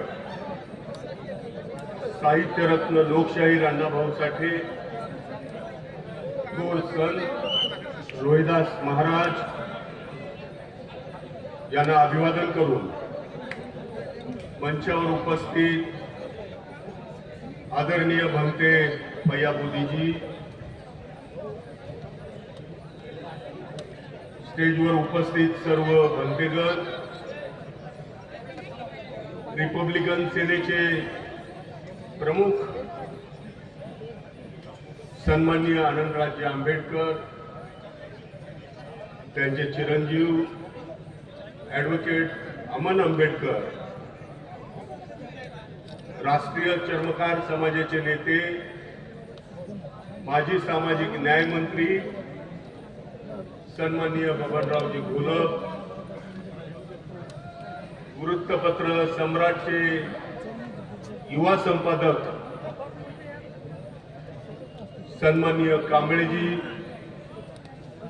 मंचावर उपस्थित कोलार, घोर आणि इतर समाजाचे सर्व मान्यवर आणि ज्यांनी हा कार्यक्रम यशस्वी करण्यासाठी दिवस रात्र प्रयत्न केला, ते उपवर्गीकरण विरोधी कृती समितीचे सर्व सन्माननीय सर्व संघटनांचे पदाधिकारी, सर्व संस्थांचे पदाधिकारी, सर्व बंधू आणि भगिनी, पहिल्यांदाच नांदेडकरांनी ना भविष्यती ना भूतो ना भविष्यती असा मोर्चा या ठिकाणी काढलेला आहे. हा तुमचा जन आक्रोश आहे. परमपूज्य डॉक्टर बाबासाहेब आंबेडकरांनी अस्पृश्यतेच्या विरुद्धचा जो लढा सुरू केला, महाडच्या चौदार तळ्याचा सत्याग्रह केला, काळाराम मंदिराचा सत्याग्रह केला, की आम्ही माणसासारखी माणसं आहोत, आम्हाला तळ्यावरचं पाणी पिऊ द्या, आम्ही देवाला नमस्कार करू शकत नाही, म्हणून काळाराम मंदिराचा सत्याग्रह केला. एवढंच नव्हे तर ब्रिटिशांच्या तत्कालीन राजवटीमध्ये बाबासाहेबांनी अस्पृश्यतेच्या विरुद्धचा आवाज इंग्रजांच्या समोर आक्रोशानं मांडला. राऊंड टेबल कॉन्फरन्समध्ये डॉक्टर बाबासाहेब आंबेडकरांनी जातीय निवाडा करण्याची मागणी केली आणि त्यामध्ये पुढारलेल्या समाजाच्या बरोबरीनं अस्पृश्य समाजाला सुद्धा मोठ्या प्रमाणामध्ये सवलती, सोयी, त्याचा विकास झाला पाहिजे अशा पद्धतीच्या मागण्या केल्या. बंधूंनो, राज्यघटनेमध्ये कलम 341-42 मध्ये त्यांनी नमूद केलं की देशभरात अस्पृश्यांच्या 59 जाती आहेत. या 59 जाती यांचं एकत्रीकरण करून राज्यघटनेमध्ये आरक्षणाची तरतूद करून घेतली. अशा पद्धतीने परमपूज्य डॉक्टर बाबासाहेब आंबेडकरांनी अस्पृश्यतेचा सर्व प्रकारचा लढा, अस्पृश्यतेच्या विरुद्धचा लढा बाबासाहेबांनी दिला आणि त्या लढ्यामुळे तुम्ही आम्ही गावकुसाच्या बाहेर राहत होतो, आपण गावामध्ये आलो, शिकू लागलो ही बाबासाहेबांची मेहरबानी आहे. बाबासाहेबांची आपल्यावर उपकार आहेत. बाबासाहेबांनी आरक्षण दिलं नसतं तर अजूनही आपण कोसो मैल दूर असतो. परंतु बाबासाहेब आंबेडकरांच्या महत् प्रयत्नामुळं आम्ही माणसात आलो. इथल्या जातीयवाद्यांनी बाबासाहेबांच्या त्या काळामध्ये सुद्धा बाबासाहेबांना विरोध केला. हिंदुत्ववादी विषमतावादी संस्कृतीला बाबासाहेबांना विरोध केला. तेच मनुवादी लोक आजच्या सरकारमध्ये केंद्रामध्ये आणि महाराष्ट्रामध्ये बसलेले आहेत. त्यांना पाहवत नाही, त्यांना राज्यघटना पाहावीशी वाटत नाही. त्यांना आजही वाटतं की भारताची राज्यघटना बाबासाहेबांनी एका अस्पृश्याने लिहिलेली राज्यघटना आहे, ही बदली केली पाहिजे. आणि त्या हजारो वर्षापूर्वी जी मनुस्मृती या म्हणून लादलेली होती, ती मनुस्मृती पुन्हा एकदा या देशामध्ये आणण्याचं षडयंत्र या मनुवाद्यांनी सुरू केलेलं आहे. त्याचीच अवलाद या ठिकाणी बसलेली आहे. आमच्या मातंग बांधवांना हे कळायला पाहिजे की आपल्यामध्ये आपसामध्ये फूट पाडण्याचं कट कारस्थान सुरू झालेलं आहे. या सरकारनं सुरू केलेलं आहे. हे कट कारस्थान आपण समजून घेतलं पाहिजे. मराठा वर्सेस आज ओबीसी, धनगर वर्सेस आदिवासी आणि आता दलित वर्सेस दलित, अशा पद्धतीचं या फडणवीस सरकारनं या ठिकाणी राजनीती सुरू केलेली आहे. ही आपल्याला हाणून पाडायची आहे. हाणून पाडण्यासाठी तुमची आणि माझी सगळ्यांची एकजूट आवश्यक आहे. आणि ही एकजूट आज नांदेडकरांनी दाखवून दिली. मित्रांनो, अबकडाचा मुद्दा हा 1983 पासूनचा आहे. 83 सालापासून संपूर्ण मातंग समाज नव्हे तर मातंग समाजातल्या काही नेत्यांनी, आवर्जून लक्षात घ्या, मातंग समाजाच्या काही नेत्यांनी, मी मंत्री असताना माझ्याकडे पण यायचे, आम्हाला सांगायचे 8% आरक्षण पाहिजे. लहुजी अभ्यास आयोग आणला, तो मी कॅबिनेट मध्ये मंजूर करून घेतला. त्याच्यामध्ये 82 शिफारशी होत्या, त्यापैकी मी 68 मंजूर केल्या. 14 शिफारशी राहिलेल्या होत्या. त्याच्यामध्ये महत्वाची ही एक शिफारस होती की मातंग समाजाला 8% आरक्षण द्यावं, अबकड असं वर्गवारी करावी. ती पहिल्यांदा मी रिजेक्ट करून टाकली आणि सांगितलं नाही, बाबासाहेबांनी एक संघ 59 जातीला दिलेलं आरक्षण आहे, हे या आरक्षणामध्ये आपण बसू. मातंग अभ्यास आयोग, लहुजी साळवे अभ्यास आयोगाचा मी अभ्यास केला आणि 68 ज्या शिफारशी होत्या त्या अत्यंत महत्वाच्या होत्या. सामाजिक न्याय विभागाच्या अंतर्गत या सगळ्या शिफारशी होत्या. शैक्षणिक बाबतीमध्ये मातंग विद्यार्थी पुढे आला पाहिजे. अकॅडमिक एज्युकेशन बरोबर प्रोफेशनल एज्युकेशन मध्ये डॉक्टर, इंजिनियर, वकील तो झाला पाहिजे. औद्योगिक दृष्ट्या मी मातंग समाजातल्या किती कार्यकर्त्यांना इंडस्ट्रीज दिल्या, किती लोकांना उद्योजक बनवलं. बौद्धांच्या खालोखाल मातंग समाज आणि चर्मकार समाजाच्या समाज घटकांसाठी आम्ही लोकांनी काम केलं. परंतु दुर्दैवानं अजूनही या समाजानं ओळखायला पाहिजे की ही मनुवादी अवलाद हे आपल्यामध्ये फूट पाडण्याचं कटकारस्थान करते. आपल्याला हे हाणून पाडायचं आहे. तुम्ही मोर्चा काढा. 2008 साली मी या शिफारशी कॅबिनेट समोर आणल्या लहुजी साळवे अभ्यास आयोगाच्या. 2008 पासून 2026 पर्यंत जवळजवळ 16-18 वर्ष झालं या सगळ्या शिफारशी धुळखाट पडतायत. मातंग समाजाच्या नेत्यांना आव्हान आहे, माझं विनंती आहे की तुम्ही या तुमच्या विकासासाठी, मग तो विकास आर्थिक असेल, सामाजिक असेल, शैक्षणिक असेल, सांस्कृतिक असेल, यासाठी तुम्ही लढा. हा बौद्ध समाज आणि इतर समाज तुमच्या खांद्याला खांदा लावून लढल्याशिवाय राहणार नाही. परंतु तुम्ही अवास्तव मागणी करू नका. सामाजिक न्याय विभागामध्ये तुम्हाला सगळ्या प्रकारच्या सोयी सवलती दिलेल्या आहेत. बार्टी ही संस्था आमच्या नांदेडच्या आणि महाराष्ट्रातल्या विद्यार्थ्यांना फेलोशिप देत नव्हती. त्या ठिकाणी ते वारे नावाचे ग्रस्त बसलेले आहेत. त्या बार्टीला कुत्रा विचारत नव्हता, त्याला मी ऑटोनॉमस बॉडीचा दर्जा दिला, त्याला स्वायत्त संस्थेचा दर्जा दिला आणि या सगळ्या संस्था ॲटोनॉमस झाल्यामुळं त्यांना मोठ्या प्रमाणामध्ये मी भाग भांडवल दिलं. अण्णाभाऊ साठे महामंडळामध्ये एक नया पैसा कोण देत नव्हतं. मी 100 कोटी रुपये अण्णाभाऊ साठे महामंडळामध्ये देत होतो. मातंग समाजाच्या सर्वांगीण उन्नतीसाठी आम्ही काम करणारे लोक आहोत. सर्व घटकासाठी काम करणारा हा बौद्ध समाज आहे. बौद्ध समाज कुणाच्या विरुद्ध जात नाही आणि जाऊ पण नये. मातंग आपला बांधव आहे, त्याला आपण समजून सांगू. मातंग समाजातले अनेक लोक, जवळ 70-80% समाज, मातंग समाज आजही आपल्या बरोबर आहे. जे काही चुकलेले लोक आहेत त्यांना समजावून सांगणं आवश्यक आहे. परंतु आपल्याला एक लक्षात घ्यायचं आहे की मोर्चे काय मातंग समाजाच्या विरोधातला मोर्चा नाही. या जातीवादी सरकारनं आमच्यामध्ये फूट पाडण्याचं जे कट कारस्थान केलंय ते सरकार उलटून टाकण्यासाठी आपल्याला अशा पद्धतीच्या मोर्चांची आवश्यकता आहे. आणि म्हणून आमच्या एका नेत्यानं सांगितलं की मोर्चाच्या नंतर जर उपवर्गीकरण झालंच तर मग रस्त्यावर आपल्याला उतरावं लागेल आणि रस्त्यावरची लढाई जशी आपण नामांतराची लढाई केली तशाच पद्धतीने आपल्याला या उपवर्गीकरणाची लढाई करावी लागेल. एवढीच विनंती आपल्याला करतो आणि थांबतो. जय हिंद. मातंग समाजाच्या किंवा एखाद्या विशिष्ट समाजाच्या विरोधातला नाही हे आपण आधी समजून घ्या.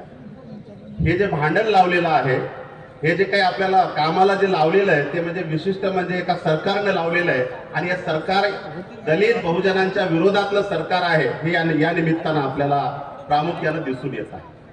बंधूंनो, आताच आतिश म्हणाला की आशीर्वादपर बोला. आता आशीर्वादपर कसं बोलू? शांतीचं बोलायचं का क्रांतीचं बोलायचं मला तुम्ही सांगा आधी. बरोबर आहे. आणि म्हणून क्रांतीचंच बोललं पाहिजे. आज आपल्या सगळ्यांना एक होण्याची वेळ आलेली आहे. आज नांदेडमध्ये एवढा मोठा प्रचंड जो जनसमुदाय आहे, जो आक्रोश व्यक्त करत आहे ते म्हणजे उपवर्गीकरणाच्या विरोधामध्ये.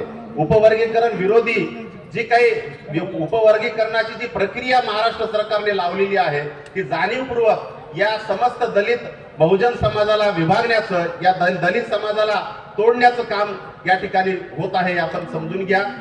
आज आनंदराज आंबेडकर साहेबांच्या माध्यमातून ही लढाई झाली. आंबेडकर साहेबांनी मुंबईला 30 तारखेला मोठा एक मोर्चा आयोजित केला होता आणि त्या मोर्चाच्या माध्यमातून तिथे एक असा विचार आला की आता आपल्याला नुसतं मुंबईतून नाही तर आपल्याला आपल्या स्थानिक एरियातून, आपल्या स्थानिक गावातून आपल्याला मोर्चे काढावे लागतील, तरच सरकार या ठिकाणी आपली भूमिका बदलेल. आणि म्हणून आनंदराज आंबेडकर साहेबांच्या या भूमिकेमुळे आज या राज्याचे मुख्यमंत्री देवेंद्रजी फडणवीस यांची भूमिका बदललेली आहे. हे आपण समजून घ्या.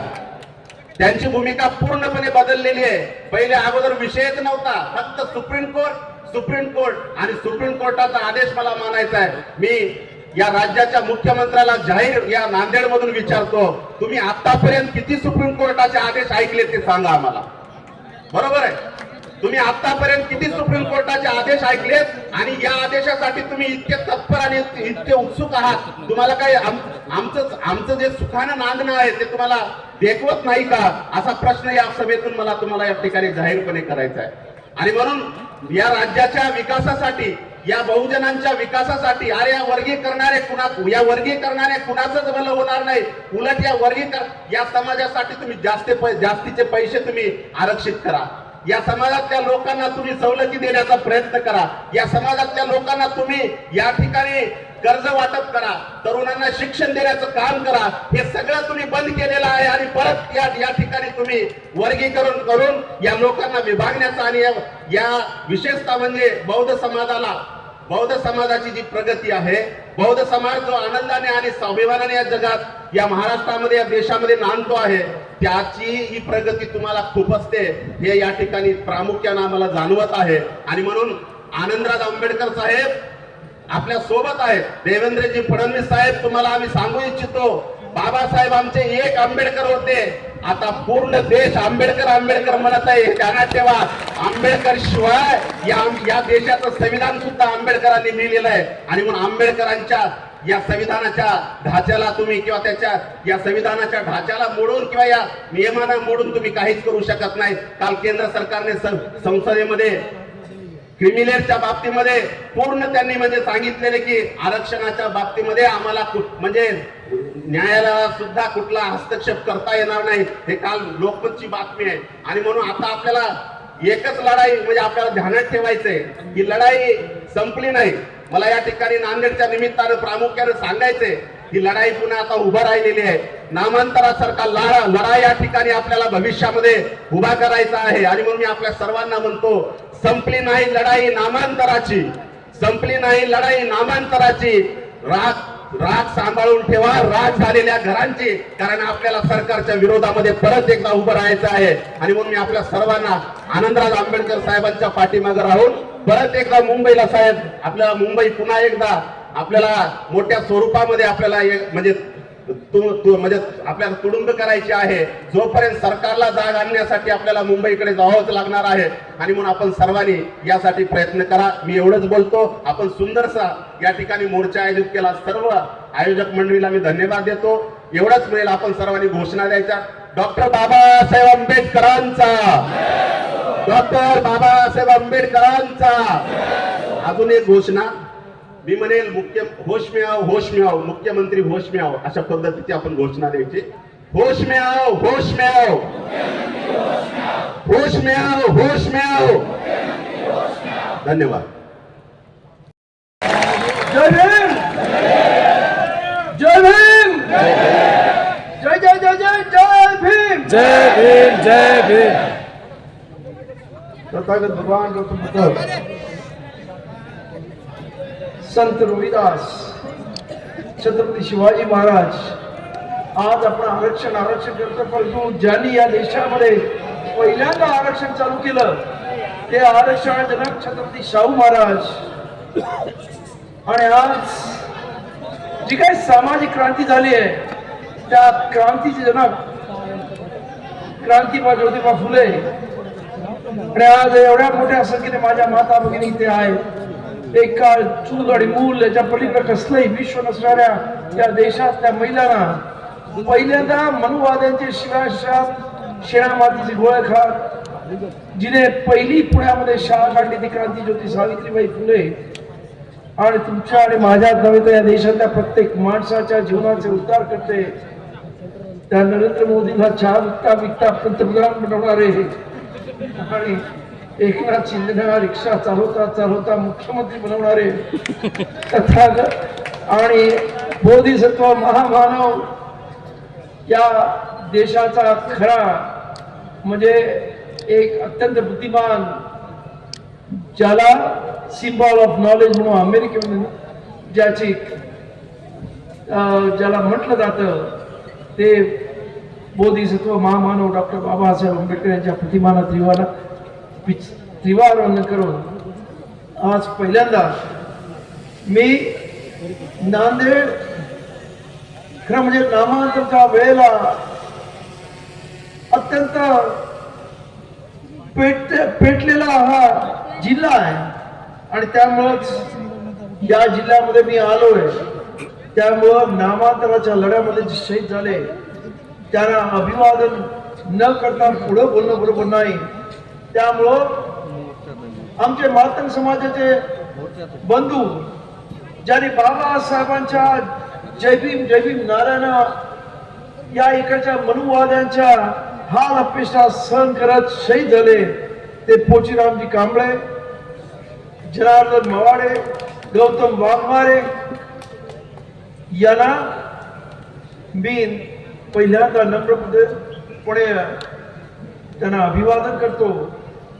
त्याचबरोबर या नांदेडमधून पूर्वीपासून भैयासाहेबांच्या काळापासून अनेक मातंग समाजाचे नेते भैयासाहेबांच्या खांद्याला खांदा लावून काम केलेले आहेत. आज त्यांची आठवण करणे अत्यंत गरजेचं आहे असं मी समजतो. त्याच्यामध्ये ॲडव्होकेट गोविंदराव बाळाडीकर, IP बसवंते, त्याचबरोबर नामांतराच्या प्रमुख नेत्या केसराबाई गोटमुके, तसेच HP कांबळे सर आणि अनेक त्या काळामध्ये सर्व म्हणजे बौद्ध असतील, मातंग असतील, अनेक तरुण कार्यकर्ते त्या काळामध्ये ज्यांनी ही नामांतराची लढाई लढली त्या सर्वांना मी क्रांतिकारी जय भीम करतो. त्याचबरोबर आज मी मान्य करतो की नांदेडकरांनी इतिहास घडवला, कारण तुमचा मोर्चा हा मुंबईच्या मोर्चापेक्षा सुद्धा मोठा झाला. तुम्हा सर्वांना सॅल्यूट, तुम्हा सर्वांना क्रांतिकारी जय. आणि त्याचबरोबर ज्या कार्यकर्त्यांनी हे सर्व घडून आणलं, सर्वांची नावं घेणं शक्य नाही, परंतु ज्यांची नावं घेणं अत्यंत गरजेचं आहे ते इंजिनियर अशोक गायकवाड असतील, इंजिनियर भारत कानिते असतील, राहुल प्रधान असतील, इंजिनियर धनजकर असतील, प्रशील गायकवाड असतील, प्रकाश डिपके असतील, मयूर शेरे असतील, निखिल गजे असतील, अशोक कांबळे असतील, सुशील देगलूरकर असतील, विलास नरमागे, व्यंकट लोबंदे, अमोल मैपाले, मयूर कांबळे, नवनाथ बनसोडे, सम्राट आढा, संदीप पाटोळे, नामदेव फुलपगार, माधव गायकवाड, केशव कांबळे, भगवान डगे, किरण सदावर्ते, राजरत्न पवार, राजरत्न चोडगे, ऋषभ मादळे, त्याचबरोबर सचिन शेळके, विशाल कदम, चेतन बंटी गायकवाड, राहुल घोडळकर, रोहन कळवंटे, किसन कचे आणि रोहित बावडे आणि अनेक त्यांचे सर्व सहकारी, या सर्वांना त्यांनी जी मेहनत घेतली आहे, खऱ्या अर्थानं आज रंग आणलाय, त्या मेहनतीला असं म्हटलं तर वावगं ठरणार नाही. त्यांना सुद्धा त्या मेहनतीबद्दल त्यांना सुद्धा मी सॅल्यूट करतो. आणि आता मूळ मुद्द्याला येतो. या महाराष्ट्रामध्ये आमचा मुख्यमंत्री विधानसभेमध्ये उभा राहून असं म्हणतो की मला सुप्रीम कोर्टाचं ऐकायचं नाही का. सुप्रीम कोर्टात सांगितलं काय बाबा, तुला तू वकील आहेस ना, तुला वकील असताना तुला तो जजमेंट वाचता नाही का, हा मला प्रश्न आहे. त्या जजमेंट मध्ये स्पष्ट सांगितलेलं आहे की ज्या ज्या राज्यांना ऐच्छिक पद्धतीनं हे उपवर्ग लागू करायचं असेल ते लागू करू शकतात, अशा पद्धतीने त्यांनी सांगितलेलं आहे. त्यांनी प्रत्येक राज्याला हे उपवर्गीकरण करायलाच पाहिजे असं काही सांगितलेलं नाही. त्यामुळे पहिल्यांदा मला आश्चर्य वाटतं की एवढ्या मोठ्या पदावर, मुख्यमंत्री पदावर असणारा माणूस अशा पद्धतीने खोटं कसं बोलू शकतो. त्यामुळं मला माहित आहे की तुमच्यावरती सुद्धा तुमचे बाप बसलेले आहेत नागपूरमध्ये, आणि त्यांनी आदेश दिला की तुम्ही इथे डोलता, त्यामुळं लोकांना तुम्ही फसू शकता. पण आज आंबेडकर समाज प्रचंड शिकलेला आहे, त्यामुळं त्याला वाचता लिहिता येतं. पूर्वीसारखं मनुवादी संस्कृती इथं नाही की या इथं फक्त ब्राह्मणाने वाचावं आणि लिखावं आणि इतरांनी सर्वांनी अनपढ राहावं. ही बाबासाहेब आंबेडकरांनी कधीच त्यांच्या संविधानाने संपवलेलं आहे. त्यामुळं फडणवीस साहेब, तुम्ही हे ज्या पद्धतीचं भाष्य करता ते अत्यंत दुर्दैवी आहे. दुसरं, आपल्याला माहित असेल की पहिल्यांदा हे जे सुप्रीम कोर्टामध्ये एक प्रकरण आलं होतं ते 2004 मध्ये आलं होतं. ईबी चेन्नई या वर्षी आंध्र प्रदेश अशाच पद्धतीने त्या आंध्र प्रदेशमध्ये उपवर्गीकरण करण्याचा घाट घातला होता. त्यावेळेस त्या सुप्रीम कोर्टामध्ये 5 जणांचं बेंच म्हणजे 5 जजेस बसून त्यांनी एक मताने असा निर्णय घेतला की हे एससी आणि एसटीचे जे काही वर्ग आहेत ते होमोजिनस आहेत, म्हणजे एक संघ आहेत. आणि का एक संघ आहेत की त्यांच्यावरती झालेले अन्याय, सामाजिक अन्याय, त्यांच्यावरती टाकण्यात आलेला बहिष्कार, त्यांच्यावरती लादण्यात आलेली गुलामगिरी, ही सर्व त्या असणाऱ्या लोकांमध्ये सारखी आहे. आणि किंवा बाबासाहेबांनी असं म्हटलं, बाबासाहेबांनी तुम्ही जर पुस्तकं वाचली तर बाबासाहेबांनी हा संपूर्ण वर्गाला डिप्रेस क्लास नावाने संबोधलंय. त्यांनी कधी अनुसूचित जाती असं म्हटलं नाही. अनुसूचित जाती हा शब्द पहिल्यांदा आपल्याला संविधानामध्ये दिसतोय. त्यामुळे हा एक क्लास आहे, हा एक वर्ग आहे ज्याला पूर्णपणे अस्पृश्यताचे चटके बसले, अमानवी पद्धतीने या देशामध्ये त्याला राहावं लागलं. आणि हा संपूर्ण एक वर्ग असल्यामुळं त्याच्यामध्ये कुठल्याही प्रकारचं वर्गीकरण करता येत नाही अशा पद्धतीचा निर्णय त्या 2004 मध्ये सुप्रीम कोर्टाच्या 5 जजेसने घेतला. आणि त्यानंतर आपण पाहतो की त्यानंतर 2010 ला पंजाबच्या हायकोर्टामध्ये सुद्धा एक केस आली उपवर्गीकरणाची. आणि त्याच्या जी केस आता सुप्रीम कोर्टामध्ये तिचा आदेश आला त्यात दविंदर सिंग वर्सेस पंजाब गव्हर्नमेंट याची हायकोर्टामध्ये जी केस आली त्याच्यामध्ये सुद्धा पंजाब हायकोर्ट असं म्हणालं की हे एक संघ लोक आहेत आणि त्यामुळं यांच्यामध्ये कुठल्याही प्रकारचं असं उपवर्गीकरण किंवा सब क्लासिफिकेशन इंग्रजी म्हणतात तसं करता येणार नाही. हे झाल्यानंतर ही केस आता 1 ऑगस्ट 2024 रोजी 7 जजेसच्या समोर आली. त्याच्यातलं हे एक दुर्दैवी आंबेडकरी समाजातला होता. आणि याच्यामध्ये 6 वर्सेस एक लीना तिवारी नावाच्या जजेसने याच्या विरुद्ध त्या 6 जणांच्या विरुद्ध जजमेंट दिली. आणि असं म्हटलं की मी ज्या 5 जणांनी जजमेंट दिली आधीच्या सुप्रीम कोर्टाच्या जजेसने ती मी मान्य करते आणि ह्याच्यामध्ये कुठल्याही प्रकारचा होमोजिनस हे एकसंघ आहेत आणि त्यामुळे याच्यामध्ये उपवर्गीकरण करता येणार नाही. आणि आपले मुख्यमंत्री म्हणतात की आता हा निर्णय झाला आहे. हा निर्णय कसा झाला हे लक्षात घ्या.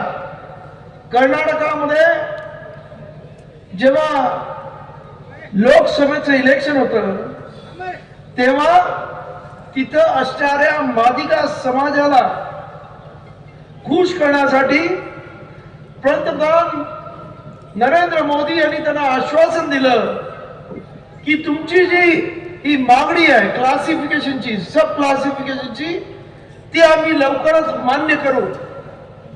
आणि ही जेव्हा मागणी मान्य करू असं जेव्हा म्हटलं त्यानंतर आपण पाहतो की सुप्रीम कोर्ट लगेच उलट जजमेंट देतं. मला बाबासाहेबांच्या काळात एक गोष्ट आठवते की त्यावेळेस 1950 साली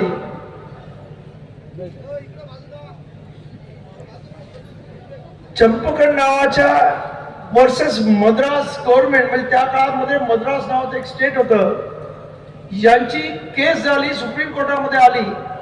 आणि सुप्रीम कोर्टाने असा आदेश दिला की शिक्षणामध्ये SC आणि ST ला रिझर्वेशन असू शकत नाही. आणि तेव्हा 1951 साली बाबासाहेबांच्या हातून या बाबासाहेबांच्या संविधानामध्ये पहिला घटना दुरुस्ती झाली. आणि बाबासाहेबांनी अनुच्छेद 15(4) मध्ये ती दुरुस्ती केली आणि शिक्षणामध्ये सुद्धा सवलती असतील अशा पद्धतीच्या संविधानामध्ये कलम 15(4) मध्ये बदल करण्यात आला. आणि त्यामुळे सुप्रीम कोर्टाने दिलेला तो आदेश रद्द झाला. आणि त्यानंतर काही लोकांनी बाबासाहेबांना असं विचारलं की बाबासाहेब तुम्ही हे संविधानाचं मंदिर निर्माण केलं आणि ते तुम्हीच कसं उद्ध्वस्त करताय बदल घडवताय. तेव्हा बाबासाहेब म्हणाले मी हे मंदिर तर बनवलं संविधानाचं पण पुजाऱ्याने घाण करून ठेवली आहे. पुजारी म्हणजे कोण? Supreme court. आणि त्यामुळं ती घाण मला साफ करायला लागणार आहे. आज सुद्धा सुप्रीम कोर्टाने ही घाण केलेली आहे. आणि माझं म्हणणं आहे या इथे खासदार आणि माजी मंत्री सोशल वेलफेअरचे चंद्रकांतजी हंडोरे तुम्ही सुद्धा या संदर्भामध्ये संसदेमध्ये आवाज उठवला पाहिजे. आणि जे काही सुप्रीम कोर्टाने संविधानाच्या विरोधी जो आदेश दिलेला आहे तो आदेश पारित करण्यासाठी प्रयत्न केला पाहिजे.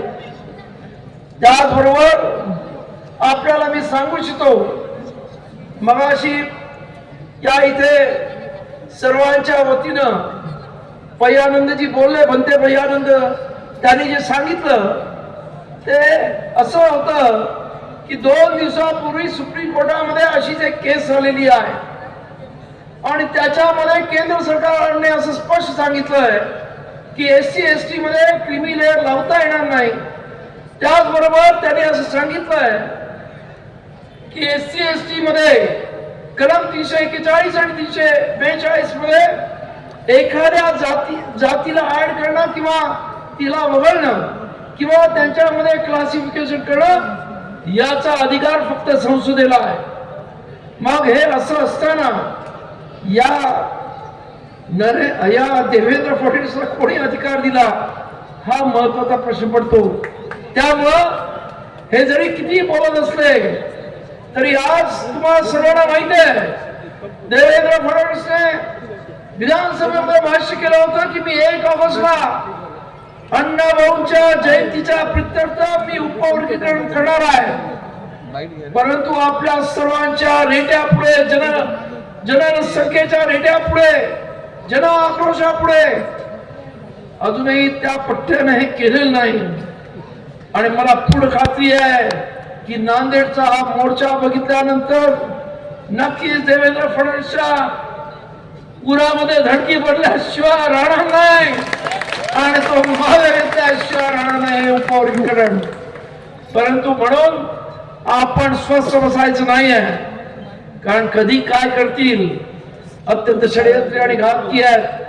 आपलं आज आपण ज्या पद्धतीने प्रगती करतोय हे मनुवादांना बघवत नाही आहे आणि त्यामुळंच ही मंडळी आपल्या प्रगतीला खोडा घालण्याचा प्रयत्न करत आहेत.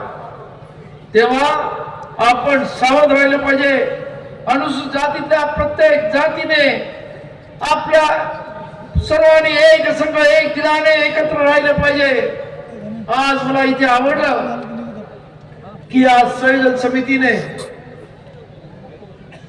चांगल्या लोकांना इथे बोलावलं ज्यांनी उगाच कुठच्याही महापुरुषांवर त्या कुठच्याही जातीवर टीका केली नाही. कारण आपली लढाई आहे ती आपली लढाई या सरकार बरोबर आहे. आपली लढाई कुठच्याही जाती बरोबर नाही. आज सुद्धा मातंग आमचे भाऊ आहेत आणि अनेक मातंग खांद्याला खांदा लावून आज सुद्धा आमच्याबरोबर काम करतायत. त्यामुळं हा जो प्रयत्न काही लोक करत आहेत त्यांच्यामधले आपल्यामधले तुम्ही असं समजू नका फक्त त्यांच्यामधलेच करत आहेत, आपल्यामधले सुद्धा काही करतायत.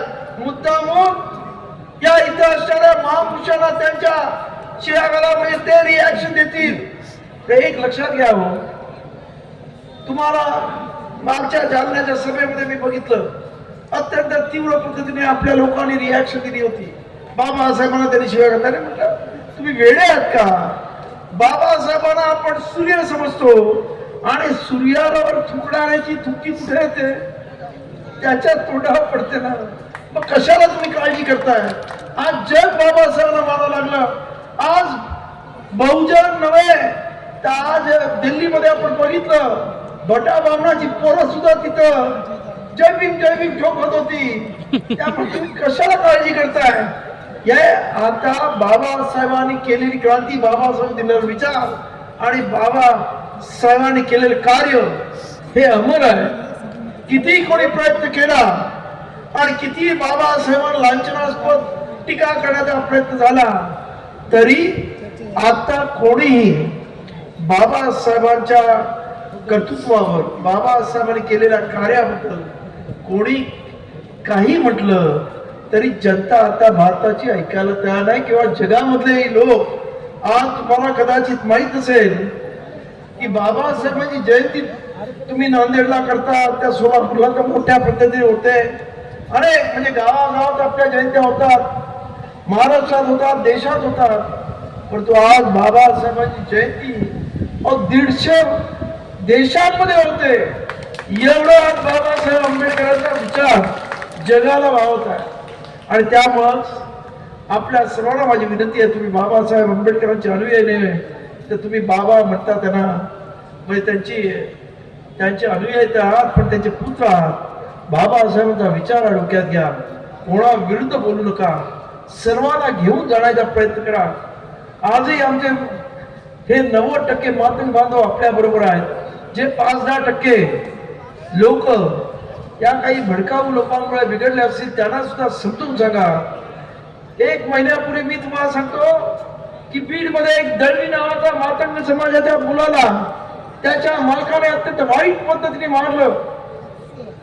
एकही मातंगाचा लीडर गेला नाही. आमचा रिपब्लिक सेनेचा पुरुषोत्तम वीर जो जिल्हा अध्यक्ष आहे तो तिथे गेला. त्यानंतर त्याला सांगून मी सोशल वेलफेअर डिपार्टमेंटच्या अधिकाऱ्याला पाठवलं. त्याच्या बायकोशी बोललो, त्याच्या वडिलांशी बोललो. त्याला 4.25 लाख रुपये अॅट्रॉसिटीच्या वतीने मिळतात ती मदत मिळवून दिली. त्याचं घरकुल सुद्धा आम्ही पास केलं. त्यामुळं हे आपलेच बांधव आहेत. आणि आज तर तुम्हाला माहिती आहे की आपली माणसं तर कुठच्या मंदिरात जात नाही. हे मातंग समाजाचे लोक मंदिरात आणि इतर ठिकाणी गेल्यानंतर त्यांना मारझोड होते तेव्हा आंबेडकरवादी त्यांना वाचवायला जातात ते लक्षात घ्या. आणि त्यामुळं हे आपण मोठ्या भावाची आतापर्यंत भूमिका घेतली आणि याच्या पुढे सुद्धा या मोठ्या भावाची भूमिका आपल्याला निभावायची आहे. आणि खऱ्या अर्थानं एससीच नव्हे तर देशातला प्रत्येक माणूस आपल्याला बाबासाहेबांच्या विचाराची एकजूट करायचा आहे. आणि त्यासाठी आपण सर्वांनी मोठी मन करा आणि मोठ्या मनाने कामाला लागा. एवढंच मी सांगतो. आपण सर्वजण एवढ्या मोठ्या संख्येने आलात. परत त्या नांदेडकरांना, नांदेड जिल्ह्याच्या प्रत्येकाला मी मनापासून धन्यवाद देतो. आपल्या प्रति मंगल मैत्री कामना करतो आणि मी माझ्या वाणीला विराम देतो. नमस्कार. जय भीम.